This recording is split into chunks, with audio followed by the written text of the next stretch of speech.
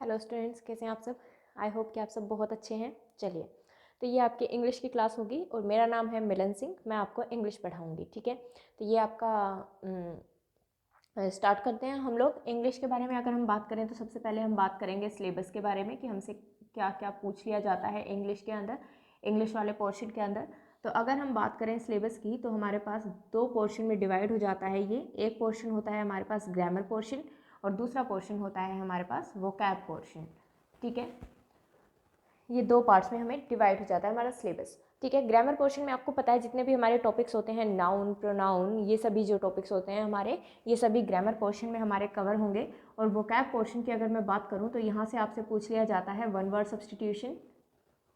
Substitution, idioms and phrases, idioms and phrases, idioms and phrases, ठीक है। Antonym and synonym, antonym synonym पूछ लिए जाते हैं, ओके। और आपसे यहाँ से पूछ लिया जाता है spelling correction. Spelling correction, spelling correction में क्या होता है, आपके पास चार ऑप्शंस गिवन होते हैं। अगर सही पूछा गया है, सही स्पेलिंग पूछी गई है तो हमें सही बतानी होती है, और अगर हमसे गलत स्पेलिंग पूछी गई है तो हमें गलत को टिक करना होता है। और यहाँ से आपसे क्या पूछ लिया जाता है, क्लोज टेस्ट। क्लोज टेस्ट का मतलब क्या होता है, फिलर्स, ठीक है। आप लिख सकते हो फिलर्स, फिलिंग द ब्लैंक्स। तो उसमें आपसे वन वर्ड फिल करा सकता है वो, एंड कोई एंटोनिम सिनोनिम आपसे फिल करा सकता है, कोई ग्रामर का पोर्शन आपसे फिल करा सकता है, जैसे कि कोई नाउन फिल करा लिया आपसे या कोई प्रीपोजिशन फिल करा ली, कुछ भी वहाँ से आपसे फिल कराया जा सकता है, ठीक है। तो ये दो पोर्शन को हम कवर करेंगे। स्पेशली आपको ध्यान रखना है, मैं आपको कोई रूल्स नहीं लिखवाने वाली हूँ। सबसे पहली बात, सिर्फ आपके कॉन्सेप्ट्स को क्लियर करती हुई चलूँगी, ठीक है। तो बिल्कुल बेसिक लेवल से उठाऊँगी। पहले आपको ये नहीं सोचना है कि हमें इंग्लिश नहीं आती और नहीं आ सकती, ठीक है। मैं बिल्कुल बेसिक ज़ीरो लेवल से आपको चीज़ें बताऊंगी, तो आपको बस सीखते हुए चल रहा है, उनको समझते हुए चलना है जैसे मैं समझा रही हूँ। साथ साथ दूसरी बात, आपको उनकी रिवीजन करनी है, ठीक है। अगर रिवीजन नहीं करोगे तो कोई बेनिफिट नहीं है, चाहे किसी भी सब्जेक्ट की आप बात करो। अगर किसी भी सब्जेक्ट की आप रिवीजन नहीं करते हो तो फिर आपको कोई उसका बेनिफिट नहीं होने वाला है, ठीक है। तीसरी बात, अगर आप ढंग से अपने नोट्स प्रिपेयर कर रहे हैं तो ग्रामर पोर्शन को की एक अलग नोटबुक बनाइए, और जो मैं आपको वोकैब पोर्शन कराऊंगी उसकी आपको अलग नोटबुक बनानी है। उसमें भी आपको क्या करना है, अगर वन वर्ड सब्सटीट्यूशन लिख रहे हैं हम तो कुछ पेजेस वन वर्ड सब्सटीट्यूशन के छोड़ देंगे, कुछ पेजेस इडियम्स एंड फ्रेजेस के छोड़ देंगे, कुछ एंटोनिम सिनोनिम के, कुछ स्पेलिंग करेक्शन के, ठीक है। इस तरीके से हम चीज़ों को देखते हुए चलेंगे, लेकर चलेंगे, ओके। दूसरी बात, जो ये बना रही हूँ मैं आपके लिए, जो लेक्चर प्रिपेयर कर रही हूँ, ये किसी भी एग्ज़ाम के लिए आपके वैलिड होंगे। तो ये ना सोचे कि हम हरियाणा की तैयारी कर रहे हैं तो इसको पढ़े या ना पढ़े, हम सेंटर की तैयारी कर रहे हैं तो हम इसको पढ़े ना पढ़े, ठीक है। हर एग्ज़ाम के लिए आपके ये चीज़ें जो हैं वो वैलिड रहेंगी, ठीक है ना। तो इस चीज़ का आपको स्पेशली ध्यान रखना है। अगर हम बात करें स्पेशली हरियाणा के पेपर्स की, ठीक है, हरियाणा के एग्ज़ाम की, तो आपसे कई बार 5 नंबर की इंग्लिश पूछ ली जाती है, कई बार 10 की भी पूछ ली जाती है, कई बार 8 नंबर की भी पूछ ली जाती है, ओके। तो अगर आपसे प्रॉपरली नोट्स को भी अगर आप रिवाइज करते हैं तो भी आपको वहाँ से क्वेश्चंस देखने को मिलेंगे, ठीक है। तो आपको ऐसा नहीं करना है कि हम रिवाइज नहीं कर रहे। मैं ये बात बार बार बोल रही हूँ कि आपको रिवीजन जरूर करनी है, ठीक है। जो भी लेक्चर डेली कराया जाएगा उसका आपको रिवाइज जरूर करना है, क्लियर है। तो जितने भी नंबर के, और दूसरी बात, सबसे मेन इंपॉर्टेंट बात, जो पिछले 1 साल से जो आपके हरियाणा में एग्जाम्स हो रहे हैं उसमें एक चीज़ बहुत ध्यान से आप लोग देखना कि उसमें वोकैब पोर्शन आपका कम पूछा जा रहा है, ग्रामर पोर्शन से क्वेश्चन आपके पास ज़्यादा आ रहे हैं। ऐसा क्यों हो गया है, ऐसा इसलिए हो गया है स्टूडेंट्स, क्योंकि स्टूडेंट्स ने वोकैब को रट के एक साइड में कर दिया है, ठीक है। पहले वोकैब पोर्शन ज़्यादा पूछा जाता था, ग्रामर आपका कम पूछा जाता था, तो स्टूडेंट्स ने सिर्फ वोकैब पे फोकस किया। लेकिन अब पैटर्न चेंज हो गया है, अब आपके जो ज़्यादा क्वेश्चन पूछे जा रहे हैं वो ग्रामर पोर्शन से पूछे जा रहे हैं। तो खाली ये ना सोचे कि हम वोकैब को याद कर लेंगे तो हमारा काम चल जाएगा, ठीक है। क्योंकि अभी जो आपका पीछे एसआई का एग्जाम हुआ था उसमें पांचों के पांचों क्वेश्चन आपके कहाँ से आए हुए थे, इंग्लिश ग्रामर पोर्शन से आए हुए थे, ठीक है। वोकैब पोर्शन से एक भी नहीं पूछा गया। तो अगर आप खाली वोकैब को याद कर लेंगे तो आपका काम नहीं चलेगा, क्योंकि क्वेश्चन पांचों के पांचों वहाँ से आ गए तो यहाँ से हमें 0 मार्क्स मिलेंगे। तुक्का लग गया वो एक अलग बात है, क्योंकि नेगेटिव मार्किंग नहीं होती है हरियाणा के पेपर्स में, ठीक है। और जिनके एग्जाम्स में, कोई भी आप एग्जाम दे रहे हो, अगर उसमें नेगेटिव मार्किंग है तो उसका आपको स्पेशली ध्यान रखना है, ठीक है। तो चलिए आज हम स्टार्ट करते हैं। सबसे पहले इंग्लिश का ग्रामर पोर्शन से हम लोग स्टार्ट करेंगे, और सबसे पहली हेडिंग बनाएंगे आप लोग parts of speech. Parts of speech कहने का मतलब क्या है, ये सबसे आपको बेसिक नॉलेज दे देगा इंग्लिश की, ठीक है। उसके बाद आप कोई भी टॉपिक पढ़ रहे होंगे ठीक है, कोई भी टॉपिक पढ़ रहे होंगे तो आपको वो इजीली समझ में आ रहा होगा। ओके, तो सबसे पहली हेडिंग बनाएंगे ग्रामर पोर्शन से, parts of speech. Parts of speech, इसमें क्या होता है आपसे, यहाँ से आपको 1 या 2 क्वेश्चन इजीली देखने को मिलता है। ठीक है, तो ऐसा नहीं सोचेंगे कि ये तो बेसिक पोर्शन है, यहाँ से कुछ नहीं पूछा जाता, हम तो जब मेन टॉपिक शुरू होंगे तब वहाँ से शुरू करेंगे, ऐसा कुछ नहीं है। ठीक है, तो आपको पहले लेक्चर से ही पढ़ना शुरू करना है। तो पार्ट्स ऑफ स्पीच की अगर मैं बात करूं तो यहाँ से क्वेश्चन कैसे पूछा जाता है आपसे कि एक सेंटेंस आपको दे दिया जाएगा, उसमें कुछ वर्ड्स को अंडरलाइन कर दिया जाएगा या फिर एक पर्टिकुलर वर्ड को अंडरलाइन कर दिया जाएगा, तो उसको आपको सिर्फ ये बताना होता है कि उसकी पार्ट ऑफ स्पीच क्या है। दैट मीन्स कि वो नाउन है, प्रोनाउन है, वर्ब है, एडजेक्टिव है, एडवर्ब है, कंजंक्शन है, प्रीपोजिशन है, क्या चीज़ है वो आपको सिर्फ यहाँ पे बतानी होती है। ठीक है, तो चलो स्टार्ट करते हैं हम लोग पार्ट ऑफ स्पीच के लिए। पार्ट्स ऑफ स्पीच के लिए आपको पता होना चाहिए कि इंग्लिश जो है, सबसे पहले आपको ये पता होना चाहिए कि इंग्लिश है क्या चीज़ एग्जैक्टली। तो इंग्लिश जो है वो एक भाषा है, एक लैंग्वेज है। ठीक है, तो लैंग्वेज क्या होती है भाई, जैसे भी हम बात कर रहे हैं, जो भी हम साउंड्स प्रोड्यूस कर रहे हैं, जैसे भी हम बोल रहे हैं, वही हमारी भाषा बन जाती है। ठीक है, तो लैंग्वेज के लिए सबसे पहले हमारे पास क्या आई होंगी स्टूडेंट्स, साउंड्स आई होंगी। ठीक है, तो साउंड्स हमारे पास आई होंगी, जो भी हम साउंड बोल रहे हैं, जो भी हम बोल रहे हैं वो क्या है, एक टाइप की साउंड है। ठीक है, तो इस साउंड को बाद में लिखा गया होगा, और साउंड को बाद में अगर लिखा गया होगा तो उसको हम क्या बोल देते हैं, लेटर। कैसे, मान लो हमने बोला ए, तो ए बाद में कैसे लिखा गया, ऐसे लिखा गया। हमने बोला बी, तो बी कैसे लिखा गया, उसकी रिटर्न फॉर्मेशन क्या थी, ये। तो साउंड के बाद हमारे पास क्या आए, लेटर। तो लेटर हम कह सकते हैं return formation of sound. Sound की रिटर्न फॉर्मेशन क्या है आपकी, लेटर है। ठीक है, तो लेटर आपको समझ में आया। लेटर के बाद हमारे पास बनता है वर्ड। वर्ड क्या होता है भाई, collection of letters. Collection of letters, word क्या होता है आपके पास, कलेक्शन ऑफ लेटर्स होता है। ठीक है, दैट मीन्स कि लेटर्स को इकट्ठा कर दिया गया। मान लो मैं लिख रही हूँ AEIO, ठीक है, मैंने ये लिख दिया, तो ये कलेक्शन ऑफ लेटर्स तो है। अगर मैं इसको एक साथ में इस तरीके से लिख दूँ तो क्या आप इसको वर्ड बोलेंगे क्या, क्यों, क्या इसका आपके पास कोई मीनिंग निकल के आ रहा है, इस वर्ड का कोई मीनिंग आपके पास निकल के आ रहा है, नहीं, इसका हमारे पास कोई मीनिंग नहीं निकल के आ रहा। और अगर इसका कोई मीनिंग नहीं निकल के आ रहा तो हम इसको वर्ड भी नहीं कहेंगे। तो यहाँ से हमारे पास क्या बात निकल के आई कि वो कलेक्शन ऑफ लेटर्स तो होना ही चाहिए वर्ड के लिए, लेकिन वो मीनिंगफुल भी होना चाहिए, उसका कुछ मीनिंग भी हमारे पास निकल के आना चाहिए। जैसे मैं लिख दूँ ईट, तो ईट का हमारे पास मीनिंग निकल के आएगा, दैट मीन्स खाना, तो ये एक वर्ड है। ऐसे ही अगर मैं बोलूँ प्ले, तो प्ले कलेक्शन ऑफ लेटर्स ही है और इसका हमारे पास मीनिंग भी होता है खेलना, तो हम इसको क्या बोलेंगे कि ये एक वर्ड है। क्लियर है, ठीक है। इसके बाद जो वर्ड है, आगे हम इस वर्ड को डिवाइड कर, वर्ड से क्या बनता है हमारे पास, फ्रेज बन जाता है। फ्रेज क्या होता है, collection of words. Collection of words को हम क्या कह देते हैं स्टूडेंट्स, फ्रेज कह देते हैं। और उसके बाद हमारे पास बनता है क्लोज, उसके बाद आता है हमारे पास क्लोज। अब क्लोज भी कलेक्शन ऑफ लेटर्स होता है, सॉरी कलेक्शन ऑफ वर्ड्स होता है, और फ्रेज भी आपका कलेक्शन ऑफ वर्ड्स होता है। तो दोनों में डिफरेंस क्या है स्टूडेंट्स, दोनों में डिफरेंस ये है कि जो आपका फ्रेज होता है इसके पास ना तो अपना सब्जेक्ट होता है और इसके पास ना ही अपनी वर्ब होती है, इसके पास इन दोनों में से कोई भी चीज़ नहीं होती। तो या फिर मैं कहूँ इसका अपने आप में कोई वजूद नहीं होता, ठीक है। तो ना ही तो इसके पास सब्जेक्ट होता है, ना ही इसके पास वर्ब होती है। ऐसे ही अगर क्लोज की हम बात करें तो इसके पास अपना सब्जेक्ट होता है और इसके पास अपनी खुद की वर्ब भी होती है। इसके पास अपनी दोनों चीज़ें होती हैं, लेकिन फ्रेज के पास अपनी दोनों चीज़ें नहीं होती हैं। इस चीज़ का आपको स्पेशली ध्यान रखना है। इन चीज़ों को नोट करते हुए चलेंगे, पहले लेक्चर से ही बनाते हुए चलेंगे, ठीक है। तो बात करें सबसे पहले तो अगर फ्रेज या क्लोज जब हमें पढ़ना है तो हमें सब्जेक्ट और वर्ब के बारे में पता होना चाहिए कि सब्जेक्ट और वर्ब क्या होती है, ठीक है। तो सब्जेक्ट और वर्ब की अगर हम बात करें तो सबसे पहले हेडिंग बनाएंगे आप लोग सब्जेक्ट। सबसे पहले हेडिंग बनाएंगे सब्जेक्ट कि सब्जेक्ट क्या होता है। अब हमारे दिमाग में क्या होता है कि सब्जेक्ट तो जो होता है वो क्या होता है, कर्ता, काम को करने वाला। लेकिन क्या हम इतना कह देंगे तो काम चल जाएगा हमारा, नहीं।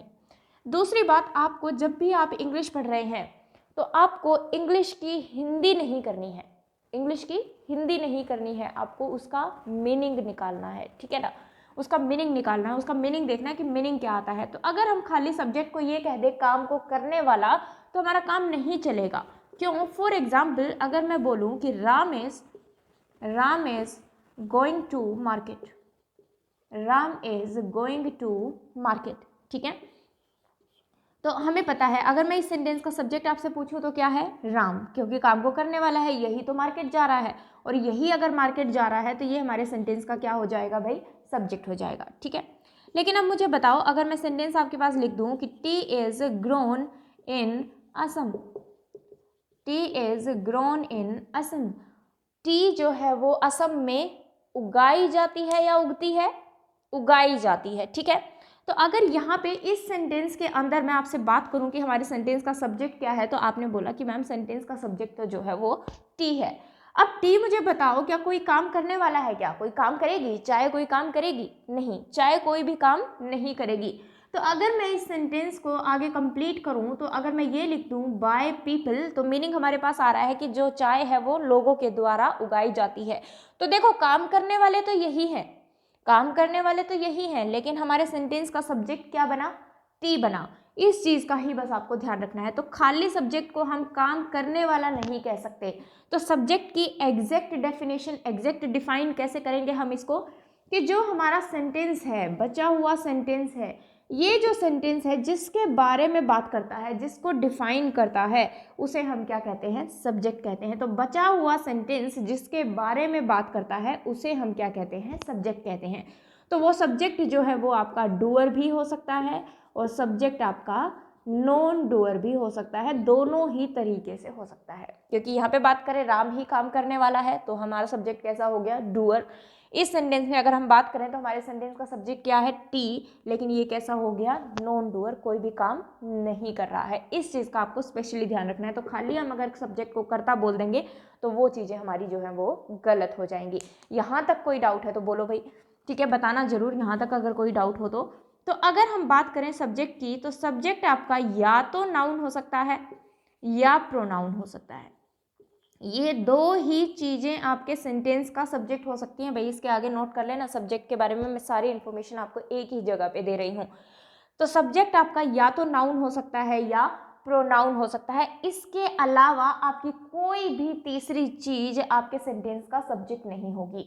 इतनी डिटेल में मैं आपको क्यों बता रही हूँ कि मान लो टी को ही अंडरलाइन करके दे दिया गया, आपको ऑप्शंस आपको मिल रहे हैं, ये सब्जेक्ट है, ये ऑब्जेक्ट है, ये वर्ब है, या क्या चीज़ है, चौथा कोई भी ऑप्शन आपके पास हो सकता है। तो आपको पता है ये हमारे सेंटेंस का क्या है, सब्जेक्ट है। दूसरी बात, सब्जेक्ट ना लिख के आपको दे दिया गया है ये नाउन है, प्रोनाउन है, एडजेक्टिव है, प्रीपोजिशन है, क्या चीज़ है। तो अगर नाउन प्रोनाउन देखेंगे अभी हम क्या होता है, तो अगर ये नाउन है तो नाउन को टिक करेंगे और अगर ये प्रोनाउन है तो प्रोनाउन को टिक करेंगे। इस चीज़ का आपको स्पेशली ध्यान रखना है। तो सब्जेक्ट सिर्फ और सिर्फ आपका या तो नाउन हो सकता है या प्रोनाउन हो सकता है। इसके अलावा कोई भी तीसरी चीज़ आपके सेंटेंस का सब्जेक्ट नहीं होगी। क्लियर है इतनी बात? तो इसको नोट डाउन कर लीजिए, फिर आगे बात करते हैं।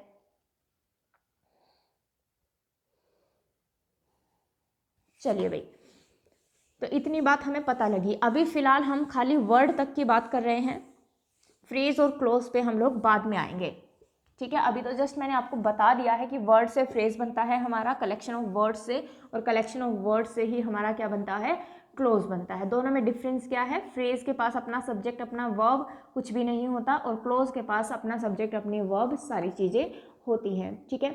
अभी खाली हम वर्ड पे बात कर रहे हैं। जब हम वर्ड को सीख लेंगे तो हम बात करेंगे फ्रेज या क्लोज की, ठीक है। तो देखेंगे कैसे। तो अभी हेडिंग बना लीजिए अपनी वर्ड, और इसमें हम एक एक टॉपिक को देखते हुए चलेंगे। अभी सिर्फ हम बेसिक जानने की कोशिश कर रहे हैं, तो बेसिक पे ही ध्यान रखेंगे, ठीक है। तो सबसे पहली हेडिंग बनाएंगे, अभी हमने जिक्र किया किसका, नाउन और प्रोनाउन का। तो वर्ड में लिखेंगे, वर्ड में हेडिंग में लिखेंगे सबसे पहला नाउन, ओके। तो नाउन अगर मैं बात करूं कि नाउन क्या होता है, तो स्टूडेंट्स नाउन क्या होता है, किसी भी चीज़ का नाम, किसी भी पर्सन का नाम, किसी भी प्लेस का नाम, किसी भी थिंग का नाम, है ना, किसी भी चीज़ का नाम क्या कहलाता है, हमारा नाउन कहलाता है। तो अगर मैं बोलूँ नेमिंग वर्ड, कैसा वर्ड, नेमिंग वर्ड, जो किसी भी चीज़ का नाम होता है, तो ये एक नेमिंग वर्ड है, नाम देने वाला, ठीक है। तो नाउन क्या होता है आपका, नेमिंग वर्ड होता है। तो ये नाम किस किस का हो सकता है, किसी भी पर्सन का हो सकता है, किसी भी प्लेस का हो सकता है, ठीक है, किसी भी थिंग का हो सकता है, या फिर मैं बोलूँ ऐसी चीज़ें जो हम देख भी नहीं सकते, सिर्फ महसूस कर सकते हैं, सिर्फ महसूस कर सकते हैं उनका भी नाम हो सकता है। जैसे कि मैं अगर बोलूँ एंगर, गुस्सा, तो क्या हम गुस्से को देख सकते हैं? क्या हम किसी को कहेंगे कि लाओ भाई तेरा गुस्सा दिखा, तेरा गुस्सा कहाँ है? ठीक है, तो गुस्सा कोई चीज़ नहीं है, गुस्सा कोई प्लेस नहीं है, गुस्सा कोई पर्सन नहीं है, तो गुस्से को सिर्फ हम महसूस कर सकते हैं, महसूस कर सकते हैं। तो एंगर भी आपका, लेकिन नाम तो है ना उसका, तो एंगर आपका कैसा नाउन हो जाएगा? Abstract noun. डिटेल में हम बाद में पढ़ेंगे जब नाउन टॉपिक करेंगे। तो एंगर भी आपका क्या है? नाउन है। ऐसे ही अगर मैं बोल दूं हैप्पीनेस, खुशी, खुशी, तो हम कहेंगे दिखा भाई तेरी खुशी कहाँ है? ठीक है, तो आप कहोगे वो हंस रहा था, तो हम कह रहे हैं भाई वो खुश है, लेकिन वो तो आपने उसका हंसना बताया, खुश होना थोड़ी ना बताया। ठीक है, तो खुशी को हम नहीं देख सकते, सिर्फ महसूस कर सकते हैं। ऐसे ही अगर मैं बोलूँ ऑनेस्टी, ईमानदारी, ठीक है, तो कहेंगे दिखा भाई तेरी ईमानदारी कहाँ है? हम यही तो कहते हैं भाई वह ईमानदार है, तो ईमानदार तो एडजेक्टिव हो गया क्योंकि हमने उसकी विशेषता बता दी, लेकिन ईमानदार से हमने क्या बना दिया? ईमानदारी। ऑनेस्ट से हमने क्या बना दिया? ऑनेस्टी। तो ये आपका नाउन बन गया। तो ऑनेस्टी को भी अब हम नहीं देख सकते। तो जिनको सिर्फ महसूस कर सकते हैं वो भी आपके क्या होते हैं? नाउन ही होते हैं। क्लियर है? अभी सिर्फ आपको इतना ही जानने की ज़रूरत है, बाकी जब हम नाउन को डिटेल में करेंगे तो इसके बारे में बात करेंगे। नेक्स्ट हेडिंग बनाइए प्रोनाउन। प्रोनाउन, अब प्रोनाउन क्या होता है आपका? ये मत कहना सर्वनाम, ठीक है, पहले भी बोला है मैंने इंग्लिश की, आपको हिंदी नहीं करनी है, उसका मीनिंग देखना है। ठीक है, तो प्रोनाउन हम किसको बोलेंगे भाई? जो नाउन की जगह पर यूज होते हैं, जो नाउन की जगह पर यूज होते हैं, यही बोल देते हैं सिंपली। सर्वनाम क्या होता है? जो संज्ञा की जगह पर यूज होते हैं। तो अगर मैं सिर्फ इतना बोलूं कि प्रोनाउन वो होते हैं जो नाउन की जगह पर यूज होते हैं, तो फिर से वही बात आएगी कि शायद हमारी सब्जेक्ट की तरह आधी अधूरी डेफिनेशन है वो। तो प्रोनाउन आपके वो वर्ड्स होते हैं, प्रोनाउन आपके वो वर्ड्स होते हैं that represent a noun, that represent a noun. Replace नहीं लिखेंगे यहाँ पे, रिप्रेजेंट, जो नाउन को रिप्रेजेंट करते हैं। ऐसा क्यों बोल रही हूँ? मान लो मैं लिख रही हूँ Sita is a good girl, Sita is a good girl, Sita is very intelligent, Sita is a good girl and Sita is very intelligent. ठीक है, एक अच्छी लड़की है और इंटेलिजेंट है। तो अब देखो, मैं मान लो सीता के ऊपर पैराग्राफ लिख रहे हैं हम लोग, तो बार बार मुझे, जितनी बार भी मैं सीता का जिक्र करूंगी उतनी बार मुझे क्या लिखना पड़ेगा? सीता लिखना पड़ेगा। सीता सीता सीता। तो इस सीता को हटा के मैंने क्या लिख लिया? शी लिख लिया। ठीक है, तो दैट मीन्स कि मैंने नाउन को रिप्लेस कर दिया, किससे? शी से रिप्लेस कर दिया। तो आपने बोला कि बिल्कुल सही बात है, जो नाउन की जगह पर यूज हो जाते हैं उन्हें हम क्या कह देते हैं?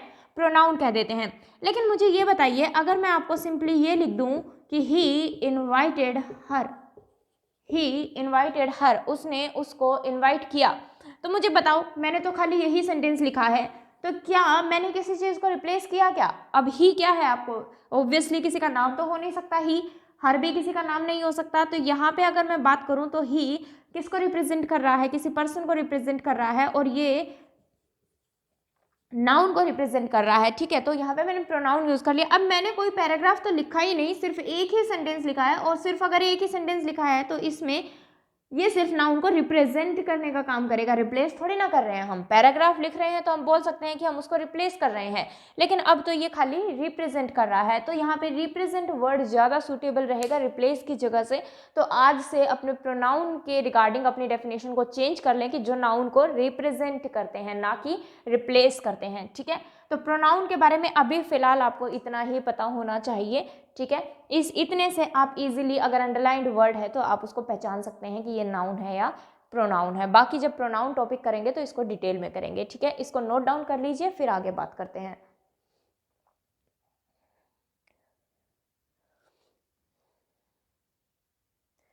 क्लियर? चलिए, थर्ड हेडिंग बनाएंगे एडजेक्टिव। थर्ड हेडिंग बनाएंगे एडजेक्टिव।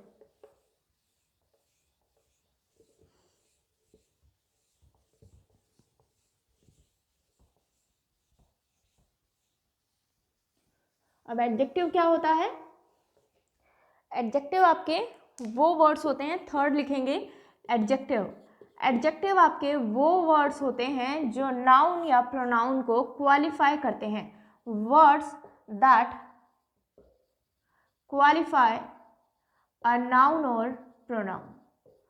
अ नाउन और प्रोनाउन, जो नाउन या प्रोनाउन को क्वालिफाई करते हैं उन्हें हम क्या कहते हैं? एडजेक्टिव कहते हैं। क्वालिफाई कहने का मतलब क्या है? एक्स्ट्रा मीनिंग देते हैं, एक्स्ट्रा मीनिंग देते हैं अगर नाउन या प्रोनाउन को, तो उन वर्ड्स को हम क्या कह देते हैं, एडजेक्टिव कह देते हैं। एक्स्ट्रा मीनिंग का भी क्या मतलब है, जो नाउन या प्रोनाउन की विशेषता बता रहे हों उन्हें हम क्या कह देते हैं, एडजेक्टिव कह देते हैं। फॉर एग्जाम्पल अगर मैं लिखूँ, जो हमने अभी लिखा था, अगर मैं लिख दूँ she is a very intelligent, she is a very intelligent. अगर मैं लिख रही हूँ ही इज़ ऑनेस्ट, वह ईमानदार है, ही इज़ ऑनेस्ट, ठीक है। ऐसे ही अगर मैं लिख रही हूँ कि she is a brave girl, she is a brave girl. अब आपको अंडरलाइन करके दे दिया गया है इंटेलिजेंट, अंडरलाइन करके दे दिया गया है ऑनेस्ट एंड अंडरलाइन करके दे दिया गया है आपको ब्रेव। तो आपको इन वर्ड्स के बारे में बताना है कि ये क्या है। अब आपने 3 चीज़ें पढ़ ली हैं, नाउन, प्रोनाउन और एडजेक्टिव। तो अगर हम बात करें इंटेलिजेंट की, तो आपके पास 3 ऑप्शन है कि ये नाउन है या प्रोनाउन है या एडजेक्टिव है। तो इंटेलिजेंट अगर हम सेंटेंस को पढ़ें तो हमें नाउन की तो कोई भी यहाँ पे बात समझ में नहीं आ रही है कि ये नाउन हो सकता है। नाउन तो एक नेमिंग वर्ड था, यहाँ पे किसी का नाम तो ये है नहीं, प्रोनाउन भी नहीं है, ये हम किसी चीज़ को रिप्लेस नहीं कर रहे हैं या नाउन को रिप्रेजेंट नहीं कर रहे हैं। तो बचा क्या हमारे पास, एडजेक्टिव। एक तरीका तो ये है। दूसरा तरीका क्या है कि ये देखो, हमें ये पता है कि अगर हमारे पास ऑप्शन में एडजेक्टिव गिवन है, तो अगर नाउन प्रोनाउन ये नहीं है, तो अगर हमें ये एडजेक्टिव पता करना है कि ये एडजेक्टिव है या नहीं, तो हमें ये पता है कि एडजेक्टिव जो है वो किसको क्वालिफाई करेगा, नाउन या प्रोनाउन की विशेषता बताएगा। तो अभी फिलहाल हमारे पास क्या गिवन है, प्रोनाउन गिवन है। तो हम देखेंगे कि ये जो है इसके साथ मीनिंग दे रहा है या नहीं, ठीक है। इसका मीनिंग इज के साथ भी देखो और इसका मीनिंग वेरी के साथ भी देखो। इन चारों में से देखो कि किसके साथ ये मीनिंग दे रहा है।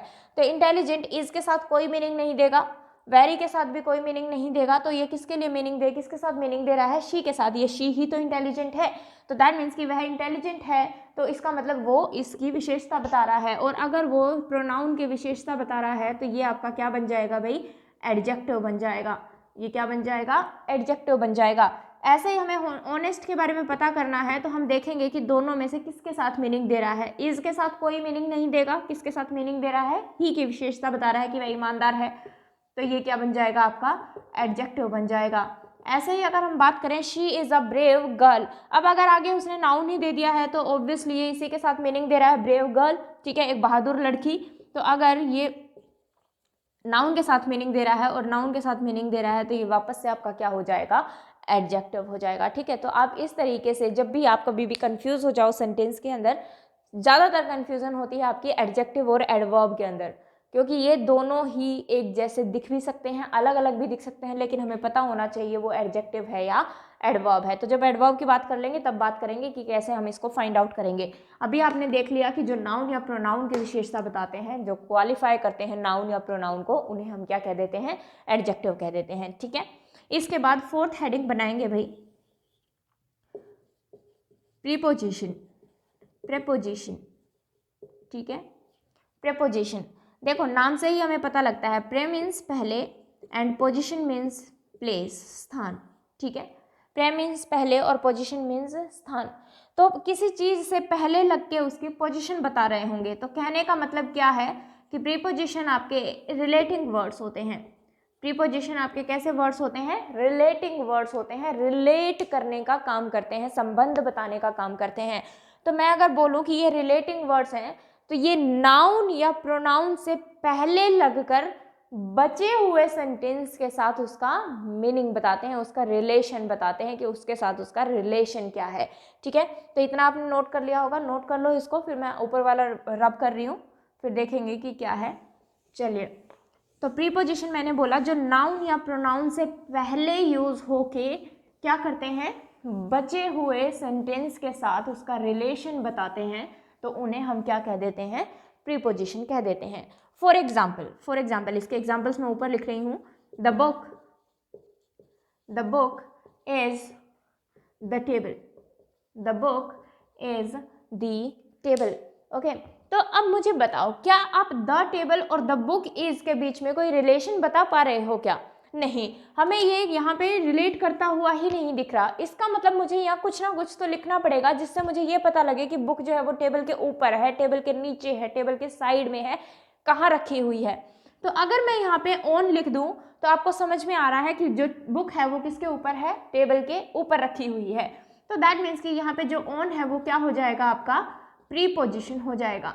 क्या हो जाएगा, प्रीपोजिशन हो जाएगा। तो देखो मैंने यही बोला था, जो नाउन या प्रोनाउन से पहले लग के बचे हुए सेंटेंस के साथ रिलेशन बता दे उसे क्या कहते हैं, प्रीपोजिशन कहते हैं। एक बात तो ये, दूसरा ये, जब मैं यहाँ कुछ भी नहीं लिख रही थी तो मैं इन दोनों के बीच में इनको रिलेट नहीं कर पा रही थी कि इन दोनों के बीच में रिलेशन क्या है, कि बुक टेबल के ऊपर रखी हुई है या टेबल बुक के ऊपर रखा गया है या बुक नीचे रखी है, ऊपर रखी है, साइड में रखी है, कुछ भी हम नहीं बता पा रहे थे, ठीक है।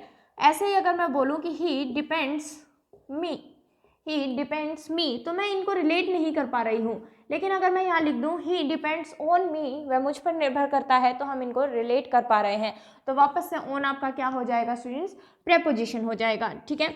ऐसे ही अगर मैं आपको सेंटेंस लिखूँ कि राम वेंट शाम, राम वेंट शाम। अब देखो हम नहीं रिलेट कर पा रहे हैं इनको, क्यों? क्योंकि हमें यहाँ पे जब तक हम कुछ वर्ड नहीं लिखेंगे तो हमें नहीं पता हम क्या कह रहे हैं, कि राम शाम के पास गया या जो है राम शाम से पहले गया, राम शाम के बाद गया, कुछ भी नहीं हमें पता लग रहा है। तो अगर मैं यहाँ पे बिफोर लिख दूँ तो हमें पता है राम वेंट बिफोर शाम, राम जो है वो शाम से पहले चला गया। अगर मैं यहाँ आफ्टर लिख दूँ तो मीनिंग चेंज हो जाएगा, राम जो है वो शाम के बाद गया। अगर मैं यहाँ टू लिख दूँ तो हम कहेंगे कि राम जो है वो शाम के पास गया। तो ये तीनों ही आपके क्या बन जाएंगे भाई, प्रीपोजिशन बन जाएंगे। दैट मीन्स हमें यहाँ कुछ ना कुछ वर्ड तो लगाना पड़ेगा जिससे हम राम वेंट और शाम को रिलेट कर पाएँ। तो ये प्रीपोजिशन आपके कैसे वर्ड्स होते हैं स्टूडेंट्स, रिलेटिंग वर्ड्स होते हैं। अभी फिलहाल हमारा इतने से काम चल जाएगा, ये प्रीपोजिशन का आपका बेसिक पार्ट है, ठीक है। इसको नोट कीजिए, फिर आगे बात करते हैं।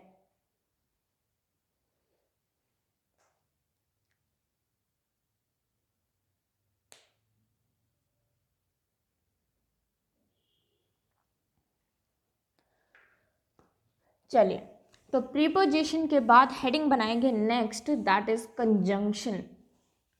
कंजंक्शन, अगर हमें इंग्लिश का ये बेसिक पार्ट पता है ना, तो आगे जब हम इनको डिटेल में पढ़ रहे होंगे तो हमें परेशानी नहीं आएगी, कोई दिक्कत नहीं आएगी, ठीक है ना। तो नेक्स्ट हेडिंग बनाएंगे, जो भी नंबर चल रहा है भाई आपका वो नंबर लिख लेंगे, एंड नेक्स्ट हेडिंग बनाएंगे कंजंक्शन। कंजंक्शन, ठीक है। अब देखो नाम से ही हमें पता लगता है जंक्शन, जंक्शन का मतलब क्या होता है, जंक्शन का मतलब ही होता है जोड़ने वाला। तो कंजंक्शन आपके कैसे वर्ड्स होते हैं, जॉइनिंग वर्ड्स होते हैं, जोड़ते हैं। डिफरेंस है प्रीपोजिशन और कंजंक्शन में, प्रीपोजिशन हमने बोला रिलेटिंग वर्ड होता है, लेकिन कंजंक्शन क्या होता है आपका, जॉइनिंग वर्ड होता है। ये कभी रिलेट नहीं करेगा, सिंपली दो चीज़ों को जोड़ देगा और इसकी बात खत्म। लेकिन प्रीपोजिशन रिलेट कराएगा, जैसे हमने बोला कि बुक जो है कहाँ रखी हुई है, ऊपर है, नीचे है, बगल में है, कहाँ पे है, ठीक है। राम जो है पहले गया, बाद में गया, उसके पास गया, क्या, तो वो रिलेट करने का काम करता है। लेकिन कंजंक्शन जो है वो सिंपली ज्वाइन करने का काम करता है। आपने सुना भी होगा, जैसे हमारा रोहतक है जंक्शन है, हिसार है जंक्शन है, भिवानी जंक्शन है, रेवाड़ी जंक्शन है, ठीक है। लेकिन बीच में अगर कोई छोटे स्टेशन आ रहे हैं तो उनको जंक्शन नहीं बोला जाता, उनको सिंपली क्या बोला जाता है, स्टेशन बोला जाता है। क्यों? फॉर एग्जाम्पल अगर मैं बात करूं कि भिवानी से अगर रेवाड़ी जा रहे हैं तो बीच में आ रहा है चरखी दादरी, तो उसको सिर्फ स्टेशन बोल दिया जाता है। क्यों? क्योंकि वहां से कोई नया रूट नहीं निकलता है, एक रेवाड़ी की तरफ जा रहे हैं, एक भिवानी की तरफ आ रहे हैं, दैट्स इट। लेकिन रेवाड़ी की बात करूं तो रेवाड़ी से बहुत सारे रूट निकल जाते हैं, एक दिल्ली चला जाता है, एक गुड़गांव चला जाता है, एक इधर मुंबई के साइड चला जाता है आपका, ठीक है। इधर भिवानी से बात करें तो एक रोहतक चला गया, एक हिसार चला गया, एक रेवाड़ी की साइड चला गया, दैट मीन्स काफ़ी सारे रूट्स निकल रहे हैं, तो वहाँ पे एक कनेक्शन है, जॉइंट है, ठीक है। तो इसलिए उसको जंक्शन बोल दिया जाता है। तो कंजंक्शन आपके क्या होते हैं स्टूडेंट, जॉइनिंग वर्ड्स होते हैं, जोड़ने का काम करते हैं। और अगर ये जोड़ने का काम करते हैं तो ये दो वर्ड्स को भी जोड़ सकते हैं, दो फ्रेजेस को भी जोड़ सकते हैं, फ्रेजेस और क्लोजेस आगे पढ़ेंगे हम लोग, दो क्लोजेस को भी जोड़ सकते हैं और दो सेंटेंसेस को भी जोड़ सकते हैं। तो ये हर किसी चीज़ को जोड़ सकते हैं कंजंक्शन आपके। फॉर एग्जाम्पल अगर मैं बोलूँ कि Ram and Shyam are going to college, Ram and Shyam are going to college, तो राम और श्याम जो है वो कहाँ जा रहे हैं, कॉलेज जा रहे हैं। तो एंड यहाँ पे अगर मैं बात करूँ तो ये राम और श्याम के बीच में कोई रिलेशन नहीं बता रहा, सिर्फ इन दोनों को जोड़ रहा है कि ये दोनों ही कहाँ जा रहे हैं, कॉलेज जा रहे हैं।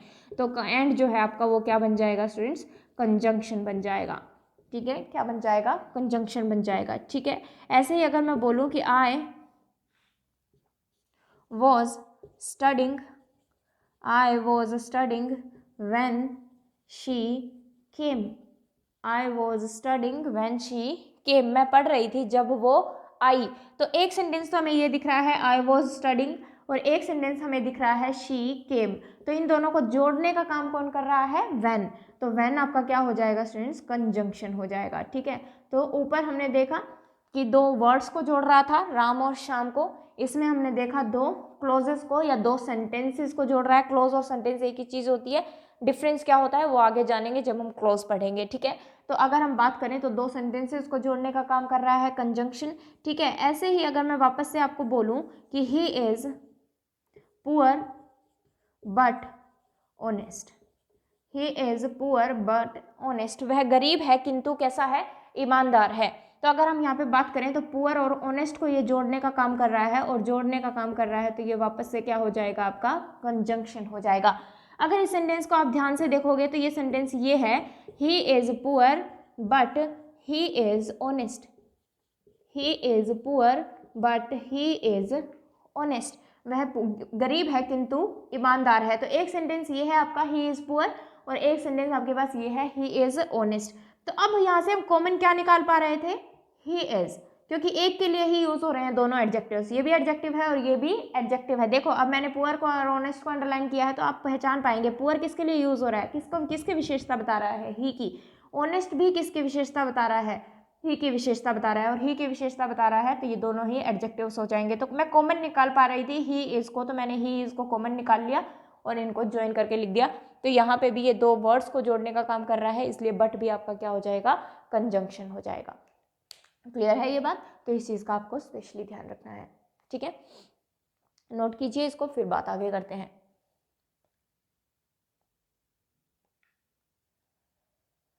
एंड लास्ट है आपका इसके अंदर एडवर्ब। नेक्स्ट हेडिंग बनाएंगे एडवर्ब।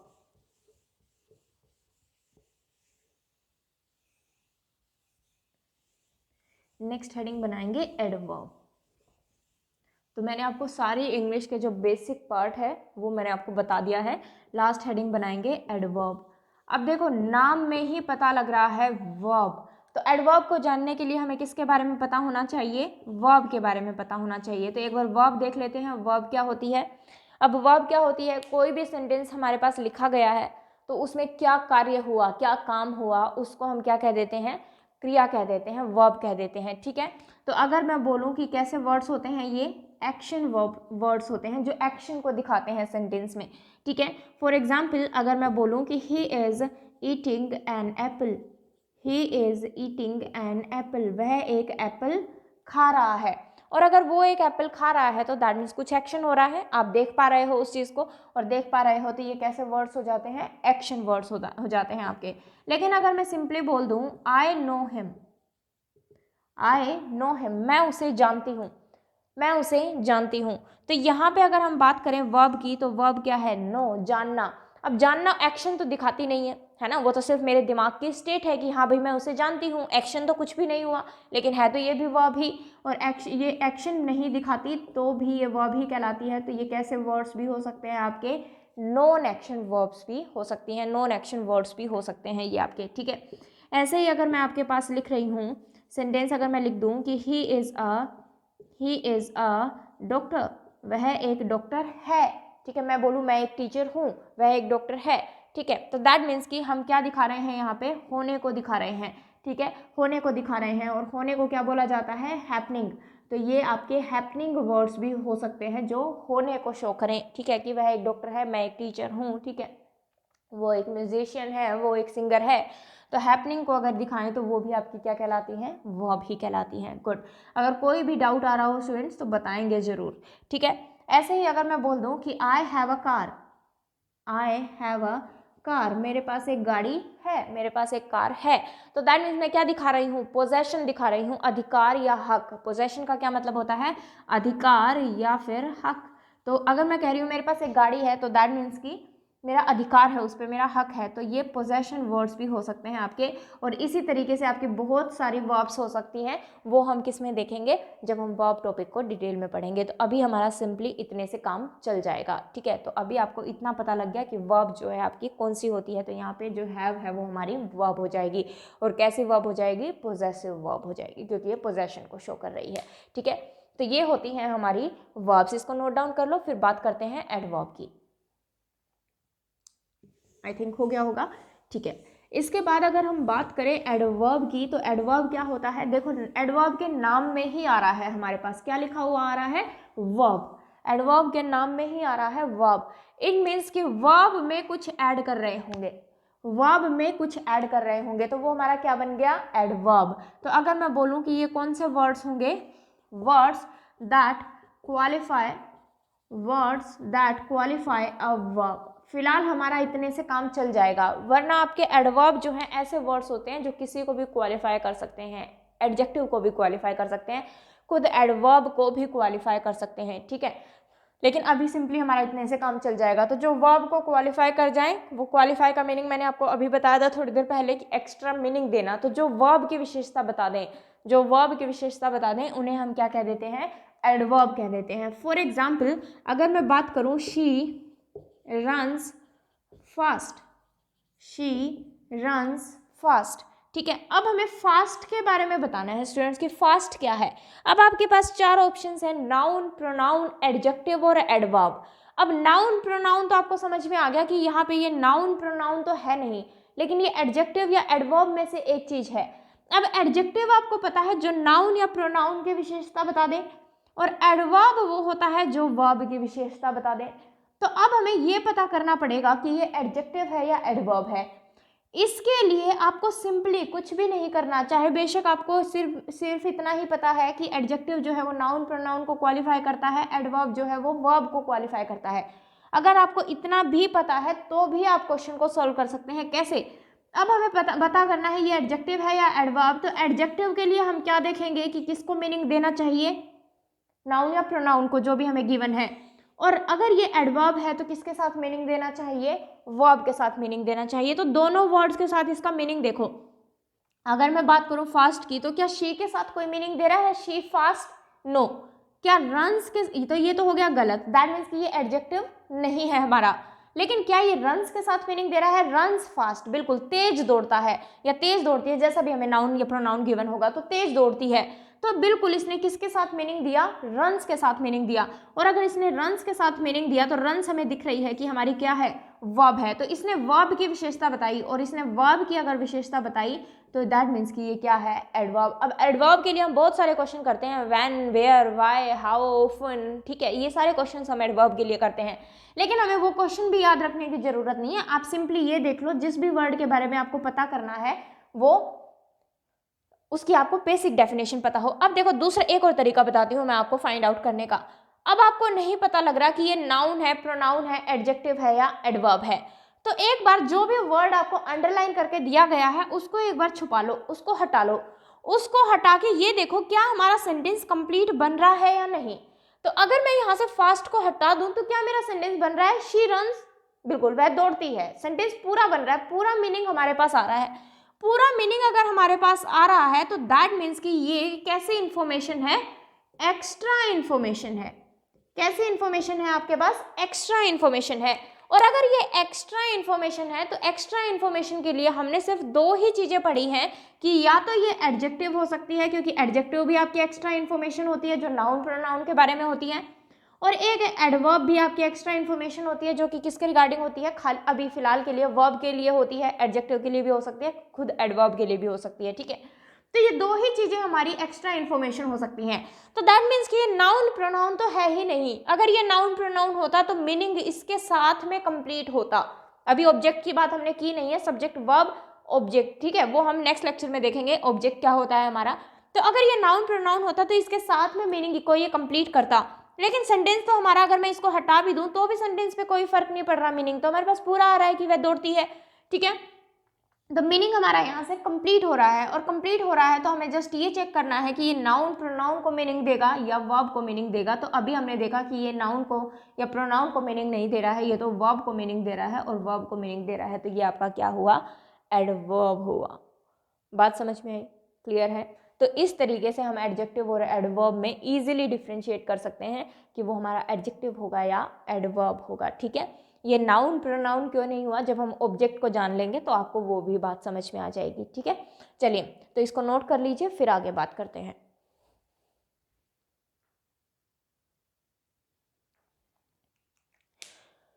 तो वर्ड्स हमारे जितने भी होते हैं उन सब के बारे में मैंने आपको डिटेल में चीज़ें बता दी हैं। ये आपका इंग्लिश का बेसिक कॉन्सेप्ट है, ठीक है। इसके कुछ एग्जांपल्स हम नेक्स्ट लेक्चर में करेंगे और नेक्स्ट लेक्चर में हम जानेंगे कि फ्रेज और क्लोज क्या होता है। अभी फ़िलहाल थोड़ी देर के लिए आ जाइए आप लोग इसके बाद वोकैब पोर्शन पे, ठीक है। और वोकैब पोर्शन में सबसे पहली हेडिंग बनाइए students, one word substitution, one word substitution, ठीक है।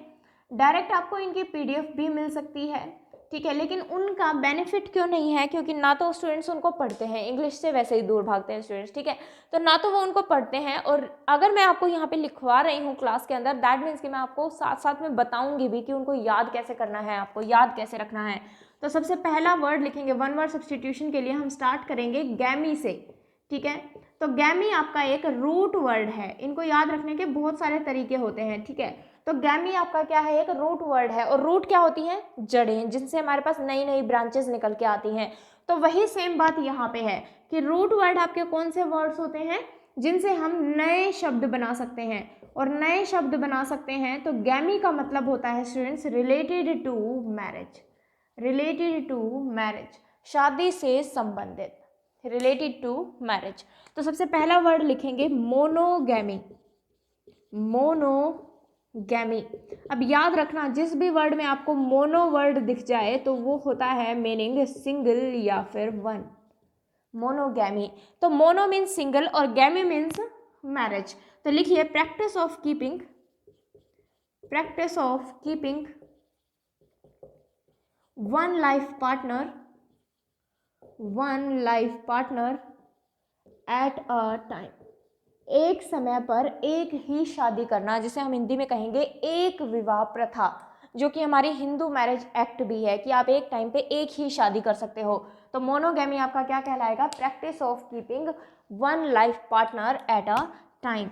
नेक्स्ट लिखेंगे बायगैमी, बायगैमी। अब बाय मतलब होता है टू, बाय मीन्स टू। तो जिस भी वर्ड में आपको बाय वर्ड दिखे तो वो कितने से रिलेटेड होगा, टू से रिलेटेड होगा।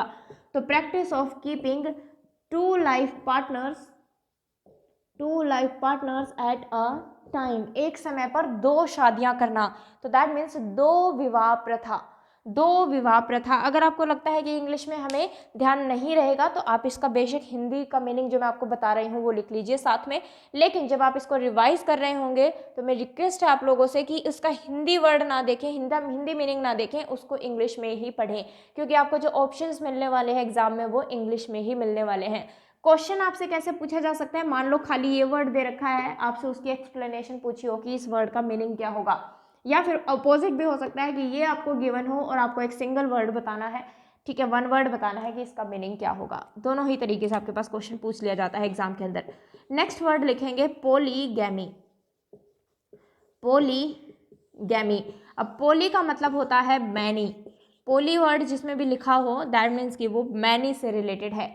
तो practice of keeping more than two, more than two life partners at a time, एक समय पर दो से ज़्यादा शादियां करना कहलाता है पोलीगैमी, दैट इज बहुविवाह प्रथा, बहुविवाह प्रथा, ठीक है। देखो मैं लिख रही हूँ मोनोगैमी, बायगैमी, पोलीगैमी। अगर मैं इसी को लिख देती मोनोगैमिस्ट, IST, मोनोगैमिस्ट, बायगैमिस्ट, पोलीगैमिस्ट, मीनिंग में कोई डिफरेंस नहीं आएगा।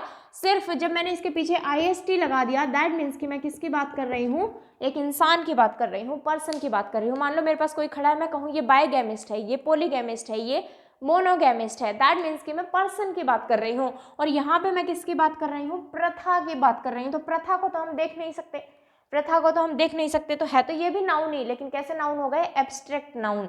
और ये मैं पर्सन की बात कर रही हूँ तो सिंपल हमारा नाउन हो जाएगा, कॉमन नाउन, ठीक है। नेक्स्ट हम लिखेंगे मीसोगैमिस्ट, मीसोगैमिस्ट, मीसोगैमिस्ट। जिस भी वर्ड में मीसो वर्ड लगा हो वो रिलेटेड टू हेट होता है, रिलेटेड टू हेट होता है मीसोगैमिस्ट। तो लिखिए one who hates marriage, one who hates marriage, जो शादी से नफरत करता हो उसे कहा जाता है मीसोगैमिस्ट। और इसका अपोजिट हो जाएगा फिलोगैमिस्ट, फिलोगैमिस्ट, फिलोगैमिस्ट। गैमिस्ट। अब जिस भी वर्ड में फिलो लगा हो that is related to love होता है मोस्टली केसेस में, क्योंकि कुछ वर्ड्स हम ऐसे भी देखेंगे जिसमें आपके पास फिलो आ रहा है बट वो लव से रिलेटेड नहीं है, ठीक है। तो वन हु लव्स मैरिज, ठीक है, जो शादी को पसंद करता हो, शादी से प्यार करता हो, उसे कहा जाता है फिलोगैमिस्ट, ठीक है।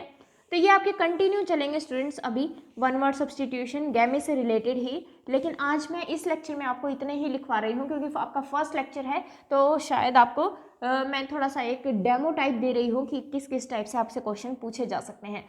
तो वन वर्ड के बाद हेडिंग बनाएंगे, वन वर्ड के बाद हेडिंग बनाएंगे स्पेलिंग करेक्शन, स्पेलिंग करेक्शन। अब देखेंगे थोड़ा सा कि स्पेलिंग करेक्शन में हमसे किस किस टाइप के क्वेश्चन पूछे जा सकते हैं। देखो स्पेलिंग तो आपकी हर चीज ही स्पेलिंग है, मान लो पॉलीगैमी लिख दिया, यही आपको ऑप्शन में दिखाई दे रहा है, तो हर एक चीज स्पेलिंग है, जितने भी मैं लिख रही हूँ ये सभी स्पेलिंग है। लेकिन अलग से कराने का मेरा पर्पस क्या है कि ये वो मोस्ट इंपॉर्टेंट आपकी स्पेलिंग्स होंगी जो रिपीटेडली आपके एग्जाम में पूछी जाती हैं, तो एग्जाम पॉइंट ऑफ व्यू से ये इंपॉर्टेंट हो जाती हैं। दूसरी बात, जब मैं आपको स्पेलिंग करेक्शन कराऊं तो अपनी जो भी वर्ड मैंने आपको बोला लिखने के लिए वो पहले आप अपनी नोटबुक में लिखेंगे, देन मैच करेंगे आपने सही लिखी है या नहीं, ठीक है। तो जब मैंने आपको वर्ड बोल दिया तो वीडियो को अपनी पॉज कर लेना, उस स्पेलिंग को लिखना, देन मैच करना कि आपने सही लिखी है या नहीं। क्यों कह रही हूँ मैं ऐसा, क्योंकि मान लो अगर आपने डायरेक्ट, मैंने यहाँ पे जो स्पेलिंग लिखी है आपने डायरेक्ट उतार ली, डायरेक्ट कॉपी कर ली, तो आपको ये नहीं पता लगेगा कि आप खुद से कहाँ पे उसमें जो है वो गलती करेंगे, मिस्टेक करेंगे लिखने में, ठीक है। तो इस चीज़ का आपको स्पेशली ध्यान रखना है। तो स्पेलिंग, सबसे पहली स्पेलिंग मुझे लिख के दिखाएंगे ग्रामर, सबसे पहली स्पेलिंग लिखेंगे ग्रामर। तो अगर ग्रामर की स्पेलिंग मैं लिखूं तो क्या लिखेंगे, GRAMMAR। ग्रामर में दोनों ही ए आते हैं, मिस्टेक क्या होती है, मोस्टली स्टूडेंट यहाँ पे ई लगाते हैं जो कि आपकी स्पेलिंग को गलत कर देगा। तो ग्रामर में दोनों ही ए आएंगे, कोई भी ई नहीं आएगा। नेक्स्ट स्पेलिंग जो लिखेंगे वो लिखेंगे भाई बंगलो, बंगला गाड़ी जो हम हिंदी में बोलते हैं, तो आपको बंगलो की स्पेलिंग लिखनी है।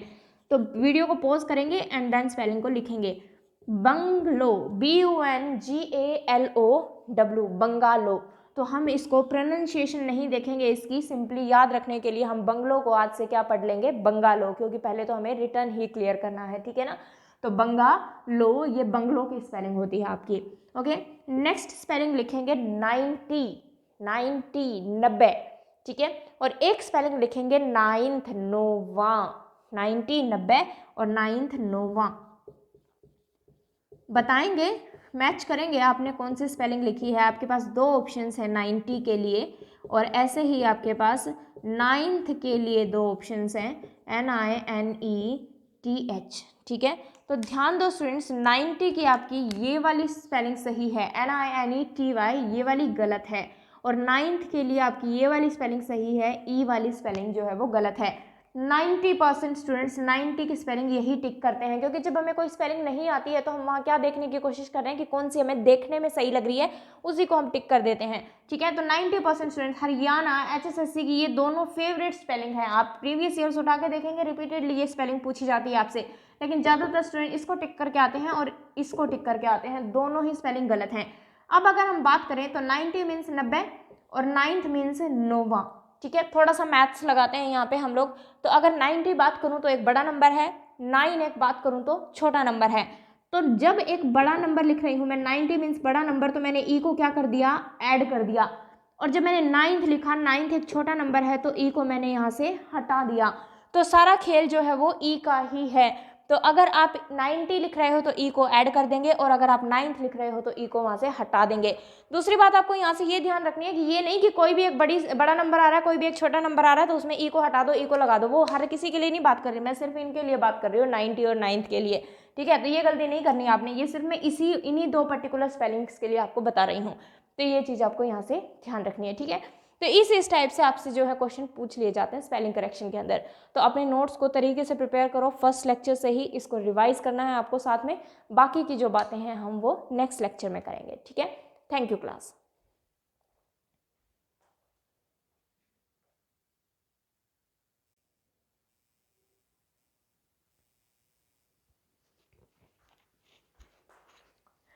हेलो स्टूडेंट्स, कैसे हैं आप सब।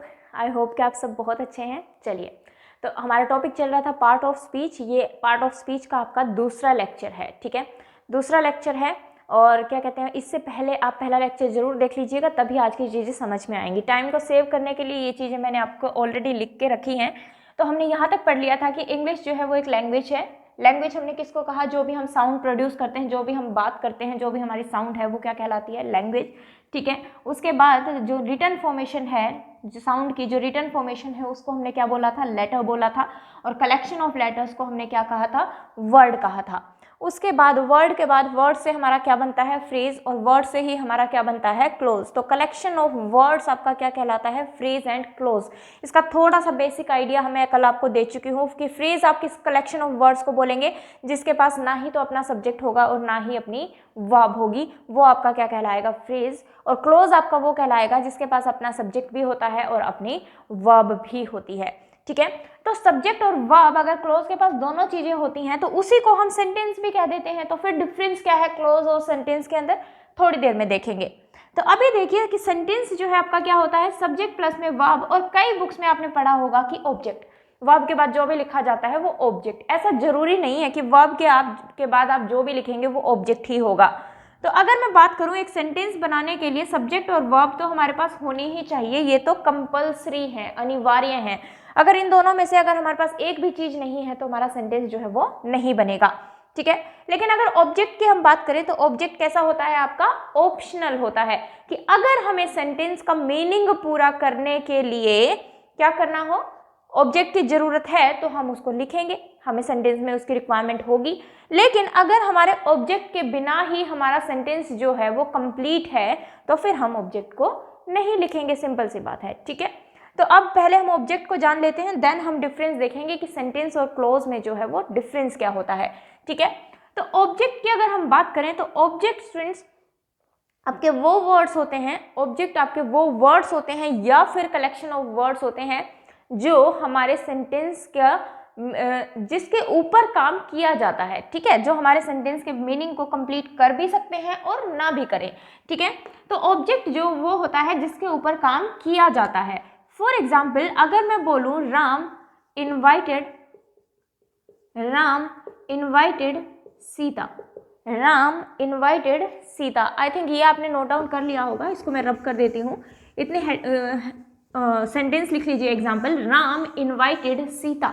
ठीक है, तो अगर मैं खाली इतना लिख के छोड़ दूं आपको सेंटेंस कि राम इनवाइटेड, तो आप लोग अभी भी स्टिल वेट कर रहे हैं कि राम इनवाइटेड, भाई किसको इनवाइट किया ये तो बताओ।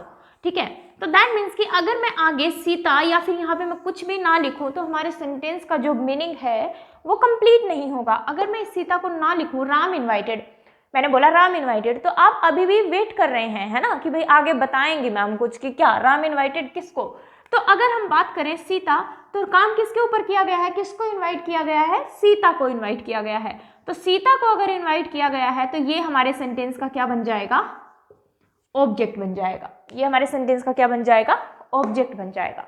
क्लियर है? ओके, दूसरी बात ये है कि जब भी आपको ऑब्जेक्ट फाइंड आउट करना है सेंटेंस में तो आपको सिर्फ दो ही क्वेश्चन करके देखने हैं, एक व्हाट का और एक हुम का। जब आप इन दोनों से क्वेश्चन पुट करते हैं तो और आपको एक आंसर मिल रहा है तो आपके सेंटेंस में ऑब्जेक्ट है। और अगर इन दोनों के क्वेश्चन करने पे आपको कोई भी आंसर नहीं मिल रहा, दैट मीन्स कि आपके सेंटेंस में ऑब्जेक्ट नहीं है। ठीक है, तो अगर मैं बोलूं राम इनवाइटेड होम, राम ने किसको इनवाइट किया, तो व्हाट का क्वेश्चन तो हम किसके लिए करते हैं, नॉन लिविंग्स के लिए, थिंग्स के लिए, सीधा मैं बोलूं तो। ठीक है, वस्तुओं के लिए हम व्हाट का क्वेश्चन करते हैं, और अगर बात हो रही है पर्सन की तो पर्सन के लिए हम होम का क्वेश्चन करते हैं। तो राम इनवाइटेड होम, किसको इनवाइट किया, सीता को इनवाइट किया। जैसे ही हमने होम का क्वेश्चन किया तो हमें आंसर में क्या मिल गया, सीता मिल गया। दैट मीन्स कि हमारे सेंटेंस में ऑब्जेक्ट है। ओके, तो अगर हम व्हाट और होम का क्वेश्चन, ध्यान रखना स्टूडेंट्स, व्हाट और होम का क्वेश्चन हम करते हैं या तो नाउन के लिए या फिर प्रोनाउन के लिए। व्हाट और होम का जो आपका क्वेश्चन होता है वो होता है या तो नाउन के लिए या प्रोनाउन के लिए।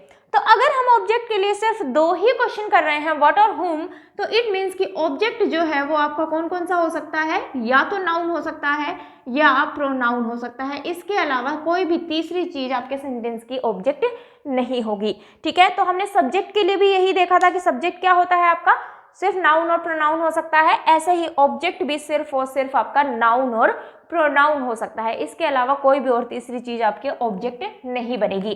तो मुझे बताना स्टूडेंट्स कि इस सेंटेंस में ऑब्जेक्ट क्या है आपके पास। Ram is going to market, Ram is going to market. अब देखना हम फ्रेज पे आ जाएंगे सीधा ही, वहां पे सिंपली हमारे पास एक वर्ड था, अब हम फ्रेज पे आ जाएंगे या क्लोज पे आ जाएंगे, मुझे बताएंगे।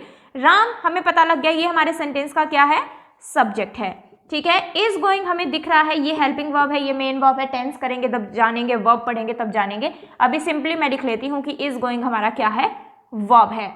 अब बच गया हमारे पास क्या, टू और मार्केट। तो अगर मैं टू की बात करूं तो टू हमें पता है क्या होती है, प्रीपोजिशन होती है, तो मैं लिख लेती हूँ कि यहाँ पे ये क्या है, प्रीपोजिशन। और मार्केट हमें पता है कि मार्केट क्या होता है, नाउन होता है।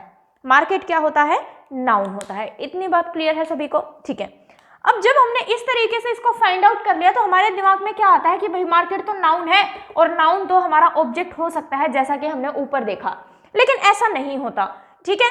क्यों? क्योंकि अभी मैंने आपको एक चीज और बताई है ऑब्जेक्ट के लिए, कि ऑब्जेक्ट के लिए आपको क्वेश्चन करके देखना है व्हाट और हुम का। तो दोनों ही क्वेश्चन करके देखो। Ram is going to what, कोई मीनिंग नहीं मिलता, राम क्या जा रहा है, नहीं।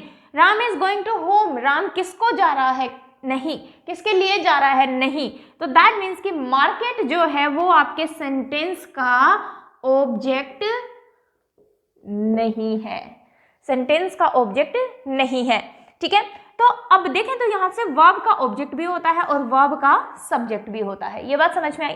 लेकिन यहाँ पे ये वर्ब का ऑब्जेक्ट नहीं है, क्योंकि जब हमने इज गोइंग के जस्ट बाद, इज गोइंग के जस्ट बाद हमने व्हाट या होम का क्वेश्चन किया तो हमें कोई भी आंसर नहीं मिलता, कोई भी आंसर नहीं मिलता।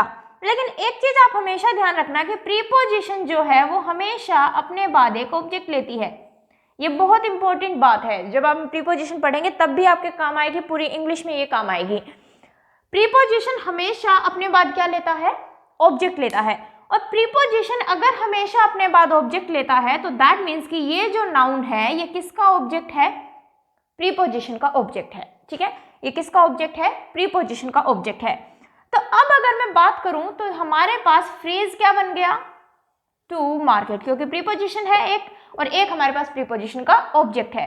तो ये हमारे पास, मुझे बताओ स्टूडेंट्स, ये फ्रेज है या क्लोज, ये फ्रेज है या क्लोज? क्योंकि अब देखो टू मार्केट में ना तो मुझे कोई सब्जेक्ट दिख रहा है और टू मार्केट के अंदर ना ही मुझे कोई वर्ब दिख रही है। इट मीन्स कि ये क्लोज तो है नहीं, क्योंकि क्लोज के पास सब्जेक्ट भी होता है और क्लोज के पास वर्ब भी होती है। तो डेफिनेटली ये हमारे सेंटेंस का क्या है, फ्रेज है। ये हमारे सेंटेंस का क्या है, फ्रेज है। अब फ्रेज है, अब देखो इस फ्रेज के टाइप्स की बात करेंगे। अगर हम टाइप्स की बात करेंगे, टाइप अपने आप निकलते आ जाएंगे आपके पास। अगर मैं बात करूं फ्रेज की और इसके टाइप की कि ये कौन सा टाइप है, तो मुझे बताओ ये जो फ्रेज है ये किससे बन रहा है, एक प्रीपोजिशन से बन रहा है। ये किससे बन रहा है, प्रीपोजिशन से बन रहा है। तो इसको हम क्या नाम दे देंगे, प्रीपोजिशनल फ्रेज। इसको हम क्या नाम दे देंगे, प्रीपोजिशनल फ्रेज। इतना नोट डाउन कीजिए, फिर आगे बात करते हैं। आई थिंक ऊपर का आपने नोट डाउन कर लिया होगा, मैं रब कर देती हूँ। तो ये हमारी कैसी फ्रेज बन गई स्टूडेंट्स, प्रीपोजिशनल फ्रेज। आपको रट्टे नहीं मारने हैं, आपको रट्टा नहीं मारना है कि कितने टाइप्स के होते हैं। टाइप आपके सामने अपने आप निकल के आ जाएंगी फ्रेज की, ठीक है। जस्ट आपको सेंटेंस देख के ये समझ में आना चाहिए कि वो किस चीज का काम कर रहा है, उसको उसी चीज का नाम दे देंगे। क्योंकि फ्रेज और वर्ड में सिर्फ डिफरेंस क्या है, वर्ड एक सिंगल वर्ड है आपके पास, कलेक्शन ऑफ लेटर्स, और फ्रेज क्या है आपके पास, कलेक्शन ऑफ वर्ड्स। तो अगर एक वर्ड नाउन था तो वो नाउन फ्रेज ही तो बनेगा, ठीक है, ठीक है। और अगर एडजेक्टिव का काम कर रहा था वर्ड, तो अगर हमारे पास कलेक्शन ऑफ वर्ड्स हैं तो वो किसका काम कर रहा होगा, एडजेक्टिव फ्रेज का काम कर रहा होगा। तो आपको इसके टाइप्स का रट्टा नहीं मारना। यहाँ तक आई थिंक मुझे आपको बात समझ में आई कि अगर ये प्रीपोजिशन से हमारा फ्रेज बन रहा था तो हमने इसको क्या नाम दे दिया, प्रीपोजिशनल फ्रेज। फ्रेज मैंने इसको क्यों बोला है, क्योंकि ना ही इसमें सब्जेक्ट है और ना ही इसमें हमारी वर्ब है, ठीक है। ये सेंटेंस का ऑब्जेक्ट नहीं है, ये इस प्रीपोजिशन का ऑब्जेक्ट है। ये चीज आपको ध्यान रखनी है। सेंटेंस का ऑब्जेक्ट क्यों नहीं है, क्योंकि जब मैं इज गोइंग के बाद व्हाट और होम का क्वेश्चन कर रही हूं तो मुझे कुछ भी आंसर नहीं मिल रहा। आंसर में मुझे टू मार्केट नहीं मिल रहा जब मैं व्हाट और होम का क्वेश्चन कर रही हूँ। ये बात समझ में आई, ठीक है। तो इसलिए हमारे ये सेंटेंस का ऑब्जेक्ट नहीं है, लेकिन मार्केट किसका ऑब्जेक्ट है, प्रीपोजिशन का ऑब्जेक्ट है। और अगर मैं इन दोनों को साथ में देख रही हूं तो ये हमारी कौन सी फ्रेज बन गई, प्रीपोजिशनल फ्रेज बन गई। तो अब हमें ये पता करना है ये प्रीपोजिशनल फ्रेज तो है लेकिन ये काम किसका कर रहा है, क्योंकि हमेशा याद रखना प्रीपोजिशनल फ्रेज हमेशा ही किसी ना किसी का काम जरूर करेगी, ठीक है, किसी ना किसी का काम करेगी। कैसे करेगी, कैसे पता लगेगा हमें, अगर मैं यहाँ पे ध्यान से देखना स्टूडेंट्स, अगर मैं यहाँ से वेयर का क्वेश्चन करूं, Ram is going where, Ram कहाँ जा रहा है, तो आपको पता है राम मार्केट जा रहा है। तो जैसे ही हमने वेयर का क्वेश्चन किया तो हमें आंसर में मिल रहा है टू मार्केट, कि भाई राम कहाँ जा रहा है, मार्केट जा रहा है। अब हमें ये पता है कि वेयर का क्वेश्चन हम हमेशा एडवर्ब के लिए करते हैं, कल भी मैंने आपको थोड़ा सा इसकी हिंट दी थी, ठीक है। तो वेयर का क्वेश्चन हम किसके लिए करते हैं, एडवर्ब के लिए करते हैं। अगर हमारे दिमाग में ना भी रहे, अगर हमारे दिमाग में ना भी रहे कि वेयर का क्वेश्चन हम किसके लिए करते हैं, लेकिन हमें ये तो पता लग गया ना कि ये हमारे सेंटेंस का ऑब्जेक्ट नहीं है। ये अगर सेंटेंस का ऑब्जेक्ट नहीं है तो मैंने कल भी आपको एक चीज बताई थी कि अगर आपको ये अंडरलाइन करके दिया गया है तो जो भी चीज आपको अंडरलाइन करके दी जाती है उसको एक बार हटा लो, उसको एक बार छुपा लो और देखो कि सेंटेंस का पूरा मीनिंग बन रहा है या नहीं। तो अगर मैं इसको हटा भी दूं टू मार्केट, तो पढ़ो राम इज गोइंग, बिल्कुल मीनिंग तो पूरा आ रहा है हमारे पास, राम जा रहा है चाहे वो कहीं भी जा रहा हो, ठीक है। तो अगर हम देखें तो राम इज गोइंग बिल्कुल हमें मीनिंग मिल रहा है, इसका मतलब ये क्या है, एक्स्ट्रा इंफॉर्मेशन है। और एक्स्ट्रा इंफॉर्मेशन के लिए कल के लेक्चर में हमने बात की थी कि एक्स्ट्रा इंफॉर्मेशन या तो एडवर्ब होती है और एक्स्ट्रा इंफॉर्मेशन या फिर एडजेक्टिव होती है, ठीक है। तो ये जो प्रीपोजिशनल फ्रेज है हमें इतना पता लग गया कि ये तो एक्स्ट्रा इंफॉर्मेशन है, और ये अगर एक्स्ट्रा इंफॉर्मेशन है तो या तो ये एडजेक्टिव होगा या फिर ये एडवर्ब होगा। अब हमारे पास एक से ज्यादा वर्ड्स आ रहे हैं इसके अंदर हमारे पास एक से ज्यादा वर्ड्स आ रहे हैं, तो हमने अभी इसको क्या बोला था, फ्रेज बोला था। तो बिल्कुल ये अगर एडजेक्टिव का काम कर रही होगी तो ये एडजेक्टिव फ्रेज बनेगा, और अगर ये एडवर्ब का काम कर रही होगी तो कौन सा फ्रेज बन जाएगा आपके पास, एडवर्ब फ्रेज बन जाएगा, सिंपल। अब हमें ये पता करना है कि ये एडजेक्टिव फ्रेज है या एडवर्ब फ्रेज है। एक तो सिंपल तरीका है कि आप क्वेश्चन जब आपने वेयर का किया तो वेयर का क्वेश्चन हम एडवर्ब के लिए करते हैं, एडवर्ब ऑफ प्लेस की कहाँ जा रहा है, मार्केट जा रहा है, ठीक है। तो हमें पता लग गया ये एडवर्ब फ्रेज है। दूसरा, अगर ये चीज आपके दिमाग में नहीं भी आ रही है, आपने इसको छुपा लिया था, मीनिंग आपने देख लिया, ये एक्स्ट्रा इन्फॉर्मेशन है, तो ये चेक कीजिए कि एक्स्ट्रा इन्फॉर्मेशन आखिरकार है किसकी। अगर सब्जेक्ट की एक्स्ट्रा इन्फॉर्मेशन है तो एडजेक्टिव बनेगा, क्योंकि नाउन प्रोनाउन की विशेषता एडजेक्टिव बताता है। और अगर ये वर्ब की एक्स्ट्रा इन्फॉर्मेशन है तो ये क्या बनेगा, आपका एडवर्ब बनेगा, क्योंकि एडवर्ब के नाम में ही वर्ब आता है, और नाम में ही वर्ब अगर आता है तो दैट मीन्स ये किसकी इन्फॉर्मेशन होगी, एक्स्ट्रा वर्ब की इन्फॉर्मेशन होगी। तो मीनिंग देखो भाई, राम टू मार्केट, क्या कोई मीनिंग आ रहा है, नहीं। लेकिन अगर मैं बोलूं गोइंग टू मार्केट, मार्केट जा रहा है, दैट मीन्स कि इसने, अगर मैं देखूं, मीनिंग किसके साथ दिया, वर्ब के साथ दिया, मीनिंग इसने किसके साथ दिया, वर्ब के साथ मीनिंग दिया। और अगर इसने वर्ब के साथ मीनिंग दिया तो दैट मीन्स कि ये एडजेक्टिव फ्रेज नहीं है, ये आपका कौन सा फ्रेज बनेगा, एडवर्बियल फ्रेज बनेगा। एडवर्बियल बोल दो, एडवर्ब बोल दो, डजंट मैटर, एडवर्बियल फ्रेज बनेगा, आपका एडवर्ब फ्रेज बनेगा। तो ये टू मार्केट अगर आपको अंडरलाइन करके दिया गया है, पहले तो आपको ये पता लग गया कि ये फ्रेज है, क्लोज नहीं है। दूसरा, आपको ये पता लग गया प्रीपोजिशन से बन रहा है तो ये प्रीपोजिशनल फ्रेज है। प्रीपोजिशनल फ्रेज है तो हमेशा ही एक्स्ट्रा काम कर रहा होगा ये, या तो एडजेक्टिव का या फिर एडवर्ब का। तो पता कर लेंगे हम, अगर नाउन प्रोनाउन को मीनिंग दे रहा है तो एडजेक्टिव फ्रेज, और अगर वर्ब को मीनिंग दे रहा है तो एडवर्बियल फ्रेज, ठीक है। कई बार आपको एडवर्बियल भी लिखा हुआ मिलता है तो ये स्पेलिंग हो जाएगी एडवर्बियल फ्रेज, ठीक है। तो ये आपका एडवर्बियल फ्रेज होगा। आई थिंक आपको चीजें समझ में आई हैं, ठीक है। तो इसको नोट डाउन कर लो, फिर आगे बात करते हैं।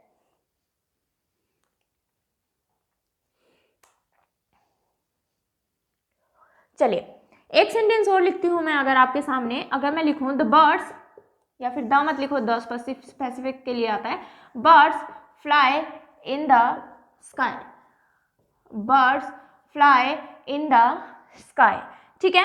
अब आपको अंडरलाइन करके क्या दिया गया है, इन द स्काई, आपको इसके बारे में बताना है। इसके बारे में बताना है तो आपको एक चीज तो समझ में आ जाती है कि एक से ज्यादा वर्ड्स हमारे पास यहाँ पे आ रहे हैं, तो ये खाली वर्ड तो है नहीं, ये बनेगा फ्रेज या फिर क्लोज, फ्रेज या फिर क्लोज। तो अब हम देखेंगे क्या इसमें कोई सब्जेक्ट आपको दिख रहा है, नहीं। हमारे सेंटेंस का सब्जेक्ट तो क्या है, बर्ड्स है, तो दैट मीन सब्जेक्ट नहीं है। क्या आपको इसके अंदर कोई वर्ब दिखाई दे रही है इन द स्काई के अंदर, नहीं। फ्लाई हमारी वर्ब है, तो सब्जेक्ट और वर्ब कुछ भी नहीं आ रहा हमारा इसके अंदर, तो दैट मीन्स कि ये क्लोज नहीं है, क्या है आपका, फ्रेज है, ठीक है, ओके। अब हम यहाँ से फ्लाई के बाद, क्योंकि वर्ब का ही ऑब्जेक्ट होता है और वर्ब की भी सब्जेक्ट भी होता है, तो क्वेश्चन करके देखो यहाँ से whom का क्वेश्चन हमें करने की जरूरत है नहीं, क्योंकि स्काई कोई पर्सन तो है नहीं। तो सिंपली व्हाट का क्वेश्चन आप लोग करके देख लीजिए। बर्ड्स फ्लाई व्हाट, पक्षी क्या उड़ते हैं। क्या कोई आंसर मिल रहा है आपको? नहीं, कोई भी आंसर नहीं मिल रहा जब हमने व्हाट का क्वेश्चन किया, और होम से तो मिलेगा ही नहीं क्योंकि पर्सन है ही नहीं यहाँ पे। तो दैट मीन्स कि ये हमारे सेंटेंस का ऑब्जेक्ट नहीं है, ये हमारे सेंटेंस का ऑब्जेक्ट नहीं है। और अगर ये ऑब्जेक्ट नहीं है तो ये नाउन फ्रेज भी नहीं है, ठीक है, क्योंकि ऑब्जेक्ट हमारा दो ही हो सकता है, नाउन या प्रोनाउन। तो नाउन फ्रेज भी नहीं बनेगा आपका ये, ठीक है। तो नाउन फ्रेज भी नहीं बनेगा, तो इसका मतलब ये ऑब्जेक्ट नहीं है, तो ये नाउन भी नहीं है, और प्रोनाउन तो होगा ही नहीं, क्योंकि हमारे पास एक से ज्यादा वर्ड्स आ रहे हैं। प्रोनाउन फ्रेज आपके पास कोई फ्रेज नहीं होता है, सिंपली नाउन फ्रेज होता है आपके पास, ठीक है। तो अगर हम बात करें तो अब ये है क्या चीज, तो अगर हम ध्यान दें तो अब क्वेश्चन करके देखो भाई, अगर मैं यहाँ पे क्वेश्चन करूं वेयर का, बर्ड्स फ्लाई वेयर, पक्षी कहाँ उड़ते हैं, पक्षी कहाँ उड़ते हैं, कहाँ उड़ते हैं, आसमान में उड़ते हैं। अगर मैं यहाँ से ध्यान दूं तो इन आपको क्या दिख रहा है, प्रीपोजिशन दिख रहा है, इन आपको क्या दिख रहा है, प्रीपोजिशन दिख रहा है, और इनके साथ ही ये जुड़ा हुआ है, तो ये कौन सा फ्रेज बन जाएगा आपका, प्रीपोजिशनल फ्रेज बन जाएगा, ठीक है। अभी हमने सीखा कि प्रीपोजिशनल फ्रेज किसी ना किसी का काम तो जरूर करेगा, एडजेक्टिव या एडवर्ब। दूसरा, अगर इतनी डिटेल में आप नहीं भी जा रहे, प्रीपोजिशनल फ्रेज आपके पास ऑप्शन में है ही नहीं, तो मत ढूंढो उसको, सिर्फ मैंने आपको समझाई है ये चीज, ठीक है। तो अगर हम सीधा करें, वेयर का क्वेश्चन कर रहे हैं, तो दैट मीन्स कि ये कौन सा फ्रेज है आपका, एडवर्ब फ्रेज है, ठीक है, एडवर्बियल फ्रेज है ये आपका, ओके। दूसरा, वेयर का क्वेश्चन अगर हमें नहीं भी करना है तो हम सिंपली ये देखेंगे कि इसको हटा दो, क्या मीनिंग्स पूरा मिल रहा है आपको सेंटेंस का। बर्ड्स फ्लाई, बिल्कुल पक्षी उड़ते हैं, कहीं भी उड़ते हो, हमें उससे क्या मतलब, तो पक्षी उड़ते हैं, सेंटेंस का मीनिंग जो है वो हमारे पास बिल्कुल कंप्लीट है। अब सेंटेंस का मीनिंग अगर हमारे पास कंप्लीट है तो दैट मीन्स कि ये एक्स्ट्रा इंफॉर्मेशन है, और अगर ये एक्स्ट्रा इंफॉर्मेशन है तो मीनिंग देख लो किसके साथ दे रहा है, मीनिंग ये सब्जेक्ट के साथ दे रहा है या मीनिंग ये वर्ब के साथ दे रहा है। तो सब्जेक्ट के साथ तो कोई मीनिंग देगा नहीं, birds in the sky, no, fly in the sky, बिल्कुल आसमान में उड़ते हैं, तो इसने किसके साथ मीनिंग दिया, वर्ब के साथ मीनिंग दिया, ना कि आपके सब्जेक्ट के साथ मीनिंग दिया, इसलिए ये कौन सा फ्रेज बन जाएगा आपका, एडवर्बियल फ्रेज बन जाएगा।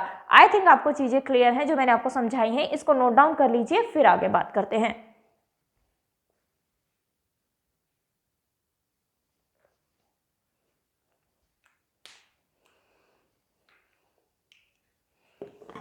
चलिए, नीचे का नोट डाउन हो गया होगा आपके पास, ऊपर का नोट डाउन कर लीजिए इतने साथ साथ। तो आई थिंक फ्रेज और क्लोज आपको फाइंड आउट करना आ गया कि फ्रेज और क्लोज को कैसे फाइंड आउट करेंगे हम लोग, ठीक है। उसके अलावा आपको उस फ्रेज के टाइप्स भी पता लग गए कि टाइप्स को भी हम कैसे फाइंड आउट करेंगे, ठीक है। तो टाइप से आपके इस टाइप से फाइंड आउट हो जाएंगे, ठीक है। ऐसे ही अगर मैं बोलूं कि I know that he is a teacher, I know that he is a teacher, okay? तो अब मुझे बताओ, आपको अंडरलाइन करके क्या दे दिया गया है, दिस वन। अब आपको इसके बारे में बताना है, I know that he is a teacher। अब देखिए स्टूडेंट्स, I know, अब ये हमें सेंटेंस का क्या दिख रहा है, सब्जेक्ट, और ये हमें सेंटेंस का क्या दिख रहा है कि वर्ब भी है हमारे पास, ठीक है। तो अब अगर ये हमें पता करना है कि ये क्या चीज है, तो अब मैं वर्ब के बाद किसका क्वेश्चन करके देखते हैं, व्हाट या फिर whom का, ठीक है। तो अगर मैं यहाँ से क्वेश्चन करूं, आई नो व्हाट, मैं क्या जानती हूँ, मैं क्या जानती हूँ भाई, मैं ये जानती हूँ कि वो एक टीचर है। दैट मीन्स कि जैसे ही मैंने व्हाट का क्वेश्चन किया तो मुझे आंसर जो है वो मिल गया, आंसर में ये चीज मिल गई मुझे, और आंसर में अगर ये चीज मिल गई मुझे तो दैट मीन्स कि ये हमारे सेंटेंस का क्या है, ऑब्जेक्ट है। ये हमारे सेंटेंस का क्या है, ऑब्जेक्ट है, क्योंकि व्हाट का जैसे ही हमने क्वेश्चन किया हमें आंसर में ये चीज मिल गई, अंडरलाइन की हुई, और आंसर में ये मिल गई, तो ये हमारे सेंटेंस का क्या है, ऑब्जेक्ट है। लेकिन ऑप्शन में आपको ऑब्जेक्ट गिवन नहीं है, ऑप्शन में आपको गिवन है फ्रेज के टाइप्स या फिर क्लोज के टाइप्स, ठीक है। तो अब हमें ये पता करना है कि ये जो अंडरलाइन वर्ड है ये ऑब्जेक्ट है, और ये अगर ऑब्जेक्ट है तो या तो ये फ्रेज होगा या फिर ये क्लोज होगा। सबसे पहले तो हमें यही पता करना पड़ेगा, क्योंकि एक से ज्यादा वर्ड्स को अंडरलाइन किया गया है। तो अब पता करो भाई ये फ्रेज है या क्लोज है, ध्यान से देखना स्टूडेंट्स। अब अगर मैं जब इस सेंटेंस को पढ़ती हूँ तो मुझे एक सब्जेक्ट दिख रहा है ही, मुझे एक सब्जेक्ट इसके अंदर दिख रहा है ही, और मुझे इसके अंदर एक वर्ब भी दिख रही है, दैट इज। तो इस अंडरलाइन जो हमारा मैटर है, इसके अंदर हमें सब्जेक्ट भी दिख रहा है और वर्ब भी दिख रही है। और अगर हमें दोनों चीज दिख रही है, दैट मीन्स ये फ्रेज नहीं है। और अगर ये फ्रेज नहीं है तो ये हमारे सेंटेंस का क्या है स्टूडेंट्स? क्लोज है। ये हमारे सेंटेंस का क्या है? क्लोज है। ठीक है, और ये हमें किसके क्वेश्चन करने पे मिला है? व्हाट के क्वेश्चन करने पे मिला है। और व्हाट के क्वेश्चन करने पे मिला है, इसलिए ये और ऑब्जेक्ट हमें क्या पढ़ाता है? या तो नाउन होता है या प्रोनाउन। तो ये प्रोनाउन तो है नहीं, पूरे का अगर हम बात करें तो हम इसको क्या बोल देंगे कि ये नाउन क्लोज है, ये नाउन क्लोज है। ठीक है, तो ये आपका कौन सा क्लोज बन जाएगा? नाउन क्लोज बन जाएगा। तो ये चीज आपको ध्यान रखनी है। आपको पता लग गया होगा हमने फ्रेज क्यों काटा है, इसको क्लोज क्यों बोला, क्योंकि हमें सब्जेक्ट भी दिख गया और वर्ब भी दिख गई। जब हमें दोनों ही चीजें नहीं दिखती तो हम इसको क्या बोल देते हैं कि ये एक फ्रेज है। क्लियर है सभी को? इसको नोट डाउन कीजिए, फिर बात आगे करते हैं।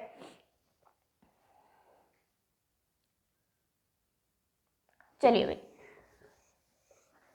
तो इतनी बेसिक से आपको चीजें सीखनी पड़ेंगी, तभी आप इंग्लिश को समझ पाएंगे। ठीक है, और ये बेसिक से क्वेश्चन ही आपके एग्जाम में आ जाते हैं, लेकिन जब हमें पता ही नहीं होता फ्रेज क्लोज क्या होते हैं तो हम उस क्वेश्चन को छोड़ ही देते हैं। ठीक है ना, तो इसलिए मैं आपको इतने बेसिक से चीजें बता रही हूँ कि आप ये छोटे छोटे जो क्वेश्चंस हैं ये गलत ना करके आए बिल्कुल भी। ठीक है, प्रीपोजिशन क्या होता है, एडजेक्टिव क्या होता है, कल का लेक्चर जरूर देखें जिन्होंने ना देखा हो, अदरवाइज फिर आज की चीजें आपको कम समझ में आएंगी। ओके, तो इन चीज़ों का आपको स्पेशली ध्यान रखना है। तो अब हमें हर चीज़ के बारे में पता लग गया, फ्रेज भी पता लग गया और क्लोज भी पता लग गया। अभी थोड़ी देर पहले मैंने बात की थी कि क्लोज के पास सब्जेक्ट होता है और क्लोज के पास अपनी वर्ब होती है। और सेंटेंस के लिए भी हमने यही देखा था कि सेंटेंस के पास भी अपनी क्लोज होती है और अपना सब्जेक्ट होता है और अपनी वर्ब होती है। तो दोनों में डिफरेंस क्या है? दोनों में डिफरेंस इतना है स्टूडेंट्स कि क्लोज हम बोल देते हैं सिंपली जिसके पास अपना सब्जेक्ट होता है, अपनी वर्ब होती है, लेकिन सेंटेंस हम उसको बोलेंगे जिसके पास अपना सब्जेक्ट भी है, अपनी वर्ब भी है, प्लस में इसके पास ग्रामर भी है, प्लस में इसके पास ग्रामर भी है। ठीक है, ग्रामर कहने का मतलब क्या है कि अगर मैं लिख दूं Ram market is going, Ram market is going. ठीक है, तो अब हमें इसमें एक सब्जेक्ट भी दिख रहा है और इसमें हमें वर्ब भी दिख रही है। तो दैट मीन्स कि ये क्लोज तो डेफिनेटली है, ये क्लोज तो डेफिनेटली है। और हमें मीनिंग भी समझ में आ रहा है कि जो राम है कहाँ जा रहा है? मार्केट जा रहा है। मीनिंग भी हमें टूटा फूटा समझ में आ रहा है। लेकिन जब मैं इसको तरीके से लिखूं, Ram is going to market, that means कि इसको मैंने एक स्ट्रक्चर में लिखा है, एक सिंटेक्स में लिखा है। ठीक है, हमें जैसे हम पढ़ रहे हैं हमें सीधा सीधा समझ में आ रहा है। तो दैट मीन्स कि यहाँ सिर्फ हमारे पास कलेक्शन ऑफ वर्ड्स थी, मीनिंग तो दे रहा है। यहाँ पे हमारे पास कलेक्शन ऑफ वर्ड्स है, मीनिंग दे रहा है, प्लस में ये हमने ग्रामेटिकली करेक्ट लिखा है। दैट मीन्स पहले मैंने सब्जेक्ट को लिखा है, फिर मैंने वर्ब को लिखा है, फिर मुझे जिस भी फ्रेज या जिस भी क्लोज की रिक्वायरमेंट है उसको लिखा है। तो दैट मीन्स कि ये हमारा क्या कहलाएगा? सेंटेंस कहलाएगा। तो एक क्लोज और एक सेंटेंस में सिर्फ यही माइनर सा डिफरेंस है कि क्लोज को हम ग्रामेटिकली नहीं लिखते, लेकिन सेंटेंस के पास अपनी ग्रामर भी होती है। यही सिर्फ डिफरेंस है क्लोज और सेंटेंस के अंदर, और कोई डिफरेंस नहीं है। ठीक है, तो हम बोल सकते हैं कि जो क्लोज है वो सेंटेंस का ही पार्ट होता है, क्लोज जो है वो सेंटेंस का ही पार्ट होता है। इसके पास सिर्फ अपनी एक्स्ट्रा क्या होती है? ग्रामर एक्स्ट्रा होती है। क्लियर है? ठीक है, इसको नोट डाउन कर लो, ये बेसिक सा डिफरेंस है आपके पास, तो आपको चीज़ें समझ में आएंगी। ठीक है, एक एग्जांपल और लिखती हूँ मैं आपके, या फिर जो हमने पीछे लिखा था उसी को लिख लेती हूँ मैं एक बार आपको जस्ट समझाने के लिए। अभी हमने क्या लिखा था? I know that he is a teacher, यही लिखा था हमने, I know that he is a teacher. तो हमने देखा कि एक सेंटेंस तो हमारे पास ये है आई नो, तो इसके पास अपना सब्जेक्ट भी है, इसके पास अपना वर्ब भी है। तो अगर मैं बोलूं कि ये क्या है, हमारे पास एक क्लोज है, क्लोज 1, और एक सेंटेंस मुझे, एक क्लोज मुझे क्या दिख रहा है? एक sentence that he is a teacher. That यहाँ पे कंजंक्शन हो जाएगा, अगर हम इसको अलग से नाम दें तो दैट यहाँ पे आपका क्या हो जाएगा? कंजंक्शन हो जाएगा। लेकिन इससे ही आगे सेंटेंस बन रहा है, इसलिए हम इसको इसी में इंक्लूड करके चलेंगे। ठीक है, तो इंक्लूड करके चलेंगे। तो एक क्लोज मुझे ये दिख रहा है, एक क्लोज मुझे ये दिख रहा है, दैट इज क्लोज 2। और इस पूरे सेंटेंस को, पूरे को जब मैंने बोला तो ये हमारा क्या बना? सेंटेंस, सिर्फ एक सेंटेंस। तो एक सेंटेंस में कितने ही क्लोजेस हो सकते हैं आपके पास, ठीक है, कितने ही क्लोजेस को जोड़ के आप कंप्लीट एक सेंटेंस को बना सकते हो। क्योंकि अगर मैं इतना पढ़ूं that he is a teacher, तो दैट से शुरू करेंगे सेंटेंस को तो हमें समझ में आता है कि कुछ ना कुछ और लिखा गया होगा, तो हमने इसको सिर्फ क्या बोल दिया, क्लोज बोल दिया, क्योंकि इसमें हमारे पास सब्जेक्ट भी है और वर्ब भी है। ऐसे ही मैंने बोला आई नो, तो आप आगे वेट कर रहे हो कि भाई आप क्या जानते हो ये तो बताओ, ठीक है, तो दैट मीन्स कि मुझे आगे भी चीजें लिखनी पड़ेंगी, मैं जानती हूँ। तो इसको क्लोज बोला, इसको क्लोज बोला, लेकिन पूरे को मिला के हमने क्या बोला, सेंटेंस बोला, ठीक है। तो क्लोज 1 क्लोज 2, तो अगर एक इस सेंटेंस में आपसे पूछ लिया जाए कितने क्लोज हैं, 2 क्लोज हैं, ठीक है। क्लोज भी आगे आगे आपके 2 टाइप के होते हैं, coordinate and subordinate. Coordinate and subordinate, थोड़ा सा बेसिक आइडिया मैं आपको यहाँ से दे देती हूँ, उसके अलावा जब हम डिटेल में कंजंक्शन पढ़ रहे होंगे तब इसके बारे में डिटेल में बात करेंगे। तो क्लोज होता है आपका coordinate close and subordinate close. Coordinate close आपका वो क्लोज होता है जिसको जो किसी पे डिपेंड नहीं करता, जो दूसरे क्लोज पे डिपेंड नहीं करता। तो अगर मैं बोलूँ आई नो, मीनिंग अपने आप में कंप्लीट है कि भाई मैं जानती हूँ, ठीक है, मीनिंग जो है इसका कंप्लीट है कि मैं जानती हूँ, तो दैट मीन्स कि ये आपका कैसा क्लोज हो जाएगा, कोऑर्डिनेट क्लोज हो जाएगा, क्योंकि ये अगले वाले क्लोज पे डिपेंड नहीं कर रहा। लेकिन अगर मैं सेंटेंस सीधा यहाँ से बोलूँ that he is a teacher, that he is a teacher, तो हमें समझ में आता है कि भाई इसने दैट बोला है तो कुछ तो बोला होगा आगे, ठीक है। तो दैट मीन्स कि ये वाला जो क्लोज है ये किस पे डिपेंड कर रहा है, इस वाले क्लोज पे डिपेंड कर रहा है, तो इसको हम कौन सा क्लोज बोल देंगे, सबऑर्डिनेट क्लोज बोल देंगे। तो ऐसा क्लोज जो दूसरे क्लोज पे डिपेंड करता है सबऑर्डिनेट क्लोज, और जो किसी पे डिपेंड नहीं करता कोऑर्डिनेट क्लोज, ठीक है। इसको नोट डाउन कीजिए फिर बात करेंगे।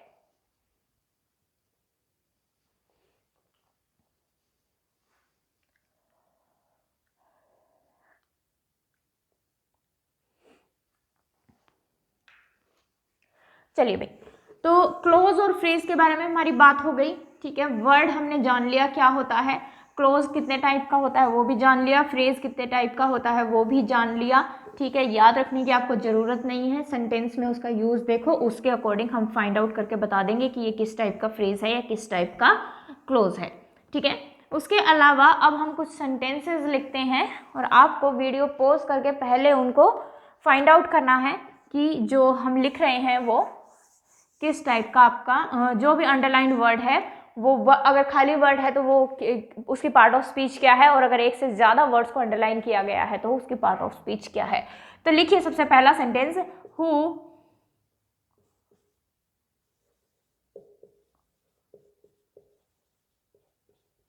who called the police for police, who called the police for police, ठीक है। यहाँ पे आपके पास अंडरलाइन क्या है, पुलिस एंड पुलिस, ठीक है। अगर मैं बोलूँ आपको I need some water, I need some water, एक सेंटेंस लिखिए, you need to water your plant daily, you need to water your plant daily. यहाँ भी आपको किसके बारे में बताना है, वाटर के बारे में ही बताना है। लिखिए I have no money, I have no money, आपको बताना है नो के बारे में, ठीक है। एक और सेंटेंस लिखिए, I will not accept a no, I will not accept a no. Next sentence लिखिए, analyse the above sentence, analyse the above sentence, ठीक है।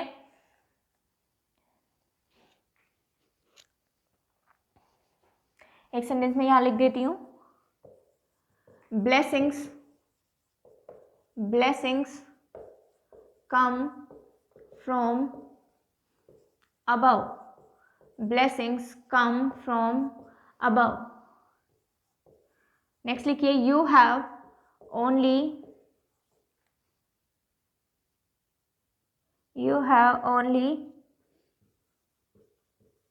चांस, ओनली के बारे में बताना है आपको। ऐसे ही अगर मैं बोलूं you are only foolish, you are only foolish, you are only foolish, ठीक है। नेक्स्ट लिखिए, अगर मैं आपको बोलूं Ram ran fast to catch the train, to catch the train. Ram ran fast to catch the train. पहले इन सेंटेंसेस को देखते हैं, फिर बात आगे करेंगे, ठीक है। तो पहले सेंटेंस पे आ जाइए, who call the police for police, ठीक है। तो हम कह रहे हैं कि पुलिस के लिए पुलिस कौन बुलाएगा। दैट मीन्स इस सेंटेंस का मीनिंग क्या है कि भाई जो पुलिस है अगर वही क्राइम करने लग जाए तो उसके लिए पुलिस को कौन बुलाएगा, उसके लिए पुलिस कौन बनेगा। ध्यान दीजिए स्टूडेंट्स, ये हमारे सेंटेंस का सब्जेक्ट हो गया हु, ये हमारे सेंटेंस की वर्ब हो गई, ठीक है। तो who call the police for police, ठीक है।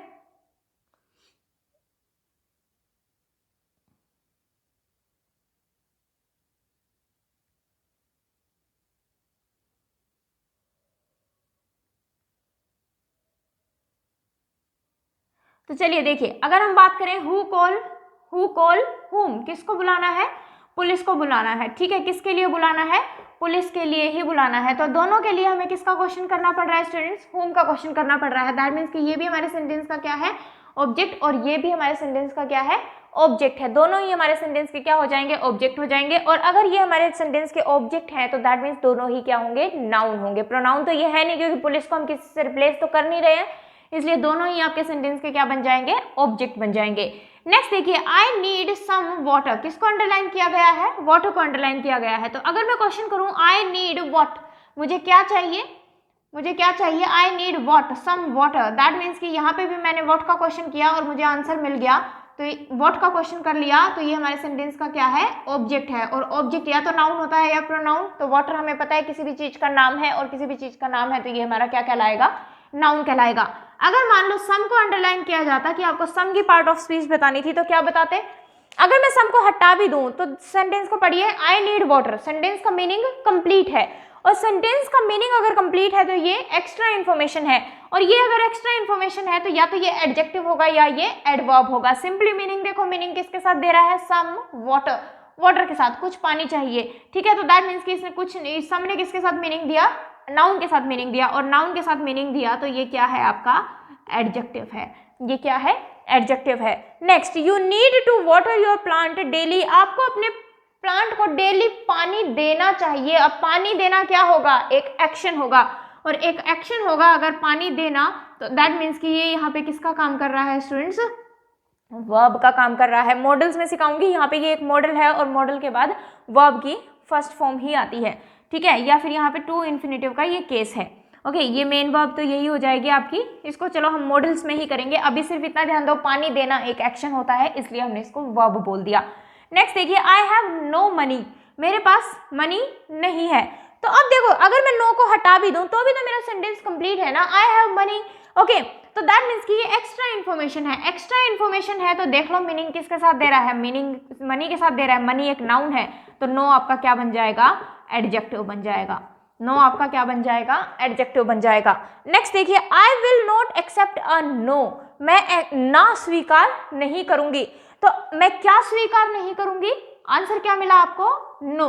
दैट मीन्स कि जब मैंने व्हाट का क्वेश्चन किया तो आंसर में मुझे क्या मिल गया, नो मिल गया, और आंसर में मुझे नो मिल गया। दैट मीन्स व्हाट हमारे सेंटेंस का क्या है, ऑब्जेक्ट है। अब ऑब्जेक्ट या तो नाउन होता है या प्रोनाउन, तो ना तो ना ही होता है, किसी को रिप्लेस थोड़ी ना कर रहे हैं हम, नाउन को रिप्रेजेंट थोड़ी ना कर रहा है। तो दैट मीन्स कि ये क्या है आपका, नाउन है, ठीक है। और दूसरी चीज देखो, यहाँ पे मैंने क्या लगाया है, आर्टिकल, और आर्टिकल हमेशा ही नाउन के लिए ही आता है। ये चीज ध्यान रखना कि कहीं पे आपको आर्टिकल भी दिख रहा है, देखो यहाँ पे भी आपको आर्टिकल दिख रहा है, तो आर्टिकल नाउन के लिए ही आता है, ठीक है। तो आर्टिकल नाउन के लिए आता है, उससे भी आप सीधा पहचान सकते हो, और दूसरा आप क्वेश्चन करके देखोगे तो उससे भी आपको आंसर मिल जाएगा। नेक्स्ट देखिए, एनालाइज द अबव सेंटेंस, ऊपर वाले सेंटेंस को जो है वो एनालाइज करो। तो अगर मैं अबव को हटा भी दूं तो भी मेरा सेंटेंस कंप्लीट है, एनालाइज द सेंटेंस, ठीक है। दैट मीन्स कि ये एक्स्ट्रा इन्फॉर्मेशन है, एक्स्ट्रा इन्फॉर्मेशन है तो या तो एडजेक्टिव होगा या एडवर्ब। मीनिंग किसके साथ दे रहा है, सेंटेंस के साथ मीनिंग दे रहा है, अबव सेंटेंस, ऊपर वाला सेंटेंस। तो दैट मीन्स कि ये हमारे सेंटेंस का क्या है, एडजेक्टिव है, क्योंकि इसने किसको मीनिंग दिया है, नाउन के साथ मीनिंग दिया है। नेक्स्ट देखिए students, blessings come from above, blessings कहाँ से आती हैं। अब व्हाट का क्वेश्चन करके देखो, आंसर नहीं मिलेगा आपको। दैट मीन्स कि ब्लेसिंग्स कम फ्रॉम वेयर, कहाँ से आती हैं, अबव से। और जैसे ही हमने वेयर का क्वेश्चन किया तो ये हमारे सेंटेंस का क्या बन गया स्टूडेंट्स, एडवर्ब बन गया। सिंपली एक वर्ड को अंडरलाइन किया गया है तो हम इसको फ्रेज या क्लोज नहीं बोलेंगे, सिंपली ये हमारा क्या हो जाएगा, एक सिंपल वर्ड हो जाएगा और एडवर्ब हो जाएगा।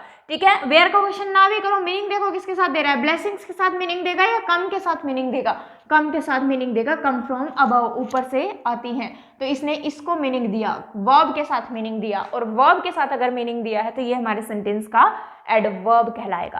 क्लियर है। नेक्स्ट देखिए, यू हैव ओनली चांस, आपके पास सिर्फ एक सिंगल चांस है, तो देखो मीनिंग किसके साथ दे रहा है, चांस के साथ मीनिंग दे रहा है, और चांस के साथ मीनिंग दे रहा है तो ये क्या है, एडजेक्टिव है, क्योंकि चांस आपका एक नाउन है। ठीक है, चलिए कोई भी डाउट अगर आ रहा हो तो मुझे बताएंगे जरूर, नेक्स्ट लेक्चर में आपके डाउट जो है वो लिए जाएंगे। नेक्स्ट बताइए, यू आर ओनली फुलिश, आप मूर्ख हैं, तो देखिए यू आर ओनली फुलिश, अब ये तो हमें पता लग गया कि ये जो ओनली है वो मीनिंग किसके साथ दे रहा है, फुलिश के साथ मीनिंग दे रहा है। अब फुलिश के साथ मीनिंग दे रहा है तो हमें फुलिश की पार्ट ऑफ स्पीच पता होनी चाहिए कि फुलिश क्या है। अब फुलिश नाउन तो है नहीं, अगर कोई बुद्धिमान है, कोई मूर्ख है, कोई मोटा है, कोई पतला है, दैट मीन्स कि हम उसकी विशेषता बता रहे हैं, और अगर हम उसकी विशेषता बता रहे हैं तो दैट मीन्स ये फुलिश जो है वो किसके लिए यूज हुआ है, यू के लिए यूज हुआ है, और यू के लिए यूज हुआ है तो ये क्या है, एडजेक्टिव है। और कल वाले लेक्चर में स्टूडेंट्स मैंने आपको समझाया था कि एडवर्ब जो है वो एडजेक्टिव को भी क्वालिफाई कर सकता है, एडवर्ब जो है वो एडजेक्टिव को भी क्वालिफाई कर सकता है। तो ओनली ऊपर वाले सेंटेंस में तो आपका एडजेक्टिव था क्योंकि नाउन को मीनिंग दे रहा था, नीचे वाले में ओनली जो है वो एडजेक्टिव को मीनिंग दे रहा है, इसलिए क्या बन गया, एडवर्ब बन गया। तो किसी भी एक सिंगल वर्ड का भी रट्टा आपको नहीं लगाना है कि ये पर्टिकुलर वर्ड जो है वो नाउन होगा, ये पर्टिकुलर वर्ड जो है वो प्रोनाउन होगा। ठीक है, अभी मैं आपको एग्जांपल दिखा दूंगी क्यों मैं ऐसा बोल रही हूँ। राम रैन फास्ट, अच्छा अंडरलाइन ही नहीं किया क्या, फास्ट को बताना है आपको। Ram ran fast to catch the train. अब अगर मैं फास्ट हटा भी दूँ तो अभी तो मेरा सेंटेंस बन ही रहा है, राम रैन, राम जो है वो भागा, मीनिंग मिल रहा है हमें। ठीक है, किसके लिए भागा, टू कैच द ट्रेन। तो फास्ट जो है, देखो ध्यान से देखो किसके साथ मीनिंग देगा, रैन के साथ ही मीनिंग देगा, और रैन के साथ अगर मीनिंग देगा तो फास्ट आपका क्या बनेगा स्टूडेंट्स, एडवर्ब बनेगा। ठीक है, इसको नोट डाउन कर लीजिए, फिर बात आगे करते हैं।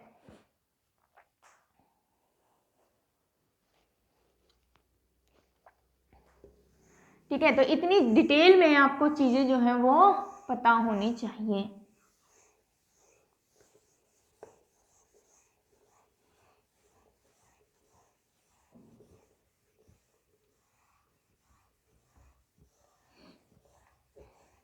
ठीक है, तो मैं क्यों बोल रही हूँ कि आपको एक सिंगल वर्ड का भी रट्टा नहीं लगाना है, वो मैं इसलिए बोल रही हूँ क्योंकि अभी जो मैं आपको सेंटेंस लिखने वाली हूँ उससे आपको चीज़ें क्लियर हो जाएंगी कि मैं ऐसा क्यों कह रही हूँ।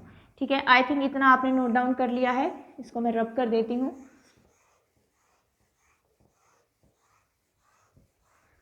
चलिए कुछ सेंटेंसेस और बताएंगे मुझे, उसके बाद जो है आपका पार्ट ऑफ स्पीच वो है कंप्लीट हो जाएगा, आप इजीली उसको फाइंड आउट कर पाएंगे। तो फॉर एग्जाम्पल अगर मैं आपको बोल रही हूँ कि हिज चाइल्ड नेम, या फिर ऐसे लिखो इसको, the name of his child is boy, the name of his child is boy। ठीक है, एक सेंटेंस में लिख रही हूँ कि I is या फिर am an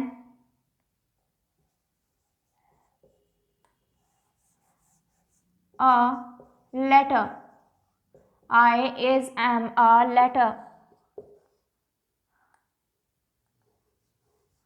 ठीक है, ऐसे ही अगर मैं लिख रही हूँ intelligent is an adjective, intelligent is an adjective. ठीक है, तो आपको बताना है एडजेक्टिव के बारे में कि एडजेक्टिव क्या है। ओके, चलिए बात करें इस सेंटेंस की, the name of his child is, उसके बच्चे का नाम क्या है, बॉय। तो अब देखो हमने किसका क्वेश्चन किया यहाँ पे, व्हाट का क्वेश्चन किया, कि उसके किसका क्वेश्चन किया, व्हाट का क्वेश्चन किया हमने, ठीक है।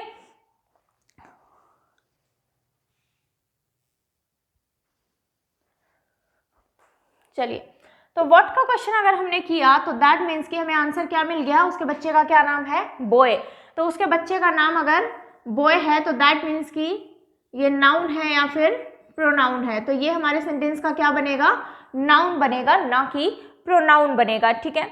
ऐसे ही अगर मैं बोलूं कि I is am a letter, अब मुझे बताओ हम क्या रट्टा मार लेते हैं कि आई के साथ तो हमेशा एम आता है, एम आता है, एम आता है, ऐसा नहीं है। आई के साथ जरूरी नहीं है कि आपका एम ही आएगा। आई, अब हम कह रहे हैं कि आई जो है वो एक लेटर है, ऑब्वियसली वो एक लेटर है। अब मैं इंसान की बात नहीं कर रही यहाँ पे, मैं तो अल्फाबेट की बात कर रही हूँ, ठीक है। तो अब मैं यहाँ पे दोबारा स्टार्ट करते हैं। अगर मैं यहाँ पे बात करूँ तो मैं इंसान की बात नहीं कर रही, मैं तो क्या कह रही हूँ कि आई जो है वो एक लेटर है। तो आई के साथ हम क्या लगाएंगे, इज को लगाएंगे, ना कि एम को यूज करेंगे, ठीक है। तो ये चीज है कि आपको किसी भी चीज, किसी भी वर्ड का रट्टा नहीं मारना है। अब आपके दिमाग में क्या रहता है, आई तो प्रोनाउन है, प्रोनाउन है, प्रोनाउन है। तो अगर मैं यहाँ पे आपसे आई की पार्ट ऑफ स्पीच पूछूं तो आई की पार्ट ऑफ स्पीच यहाँ पे क्या है, आई जो है वो यहाँ पे नाउन है, ना कि प्रोनाउन। आई जो है वो यहाँ पे नाउन है, ना कि प्रोनाउन, क्योंकि आई के साथ हमने क्या लगाया, is. What is a letter, what is a letter, ठीक है, कि लेटर क्या है, आई है, ठीक है। तो व्हाट का क्वेश्चन हम नाउन के लिए ही करते हैं, और व्हाट का क्वेश्चन अगर हम नाउन के लिए ही करते हैं तो आई जो यहाँ पे है वो नाउन है। तो आपको कभी भी रट्टा नहीं मारना है कि आई, ही, यू, शी, ये सभी क्या होते हैं, प्रोनाउन होते हैं, जरूरी नहीं है। ऐसे ही अगर मैं लिख दूं he is a pronoun, he is a pronoun, तो अब कोई इंसान प्रोनाउन थोड़ी ना होगा, मैं कह रही हूँ वह प्रोनाउन है। हम ये थोड़ी ना कह रहे हैं वह प्रोनाउन है, कोई इंसान थोड़ी ना प्रोनाउन होगा। तो अगर मैं कहूँ what is a pronoun, pronoun क्या है, ही प्रोनाउन है, तो हमने किसका क्वेश्चन किया, व्हाट का क्वेश्चन किया। और अगर आपने व्हाट का क्वेश्चन किया तो ये यहाँ पे स्टूडेंट्स प्रोनाउन नहीं है, ये यहाँ पे क्या है, आपका नाउन है, ठीक है। तो ये नहीं कि ही को अंडरलाइन किया, हमने जल्दी से बता दिया, हमने टिक भी किया प्रोनाउन को, आपने प्रोनाउन को तो टिक कर दिया, आप खुशी खुशी बाहर भी आ गए एग्जाम से, लेकिन बाद में आंसर की में आपको क्या मिलता है कि इसका आंसर क्या था, नाउन था। तो आपको किसी भी वर्ड का रट्टा नहीं लगाना है कि ये पर्टिकुलर वर्ड जो है वो नाउन ही होता है, ये पर्टिकुलर वर्ड जो है वो प्रोनाउन ही होता है, क्योंकि आपको नहीं पता कि सेंटेंस में वो वर्ड किस तरीके से यूज किया होगा। तो जब भी आपसे कुछ ऐसा पूछ लिया जाए कि ही क्या होता है, तो सीधा ये नहीं कहना प्रोनाउन होता है। आपको सामने वाले से ये क्वेश्चन करना है कि पहले आप इसको सेंटेंस में यूज कीजिए, फिर हम बता पाएंगे कि वो नाउन है या प्रोनाउन है या क्या चीज है वो, ठीक है ना। तो यहाँ पे ही जो है नाउन का काम किया, आई ने जो है वो नाउन का काम किया। बताइए मुझे, intelligent is an adjective, intelligent जो है वो एक एडजेक्टिव होता है। अब मैंने अंडरलाइन एडजेक्टिव को किया है, तो मुझे बताओ भाई एडजेक्टिव क्या है। अब क्या बोल दोगे आप, एडजेक्टिव लिखा है तो एडजेक्टिव ही होगा, एडजेक्टिव लिखा है तो एडजेक्टिव ही होगा। ऐसे तो मान लो मैंने प्रोनाउन लिख दिया तो ये प्रोनाउन ही होगा, ऐसे ही मैंने नाउन वर्ड लिख दिया तो ये नाउन ही होगा, ऐसे थोड़ी ना होता है। तो अगर मैं कहूँ इंटेलिजेंट इज व्हाट, इंटेलिजेंट क्या है, इंटेलिजेंट एक एडजेक्टिव है। तो जब आपने व्हाट का क्वेश्चन किया और व्हाट का क्वेश्चन करने पे आपको एडजेक्टिव मिल रहा है, तो दैट मीन्स यहाँ पे ये जो वर्ड लिखा गया है ये क्या है, आपका नाउन है, ना कि एडजेक्टिव, नाउन है ना कि एडजेक्टिव। चीजें आपको इस लेवल पे समझने की जरूरत है, ठीक है। तो इसी ऐसी टाइप के बेसिक सेंटेंसेस आपके पास आ जाते हैं। कितने वर्ड्स है, काउंट करो, 1 2 3 4, जस्ट 4 वर्ड्स हैं, और हमें इनकी पार्ट ऑफ स्पीच नहीं अगर पता करनी आ रही है तो फिर हमारा क्वेश्चन जो है वो गलत हो जाएगा। फिर आप कहोगे पता नहीं हमसे क्या ही पूछ लिया एग्जाम के अंदर, इतने सिंपल क्वेश्चन थे, एडजेक्टिव लिखा था, एडजेक्टिव ही तो होगा, जरूरी नहीं है, एडजेक्टिव वर्ड है, ये तो हमारा वर्ड है, काम किसका कर रहा है, नाउन का काम कर रहा है। ऐसे तो प्रोनाउन लिख दिया तो प्रोनाउन, भाई ये तो प्रोनाउन है, ऐसे ही आपने प्रीपोजिशन की स्पेलिंग लिख दी तो भाई ये प्रीपोजिशन है, ठीक है। ऐसे थोड़ी ना होता है, हमें ये पता करना पड़ेगा कि सेंटेंस में वो किस चीज का काम कर रहा है, ठीक है ना। तो इसको नोट कीजिए, फिर आगे बात करेंगे।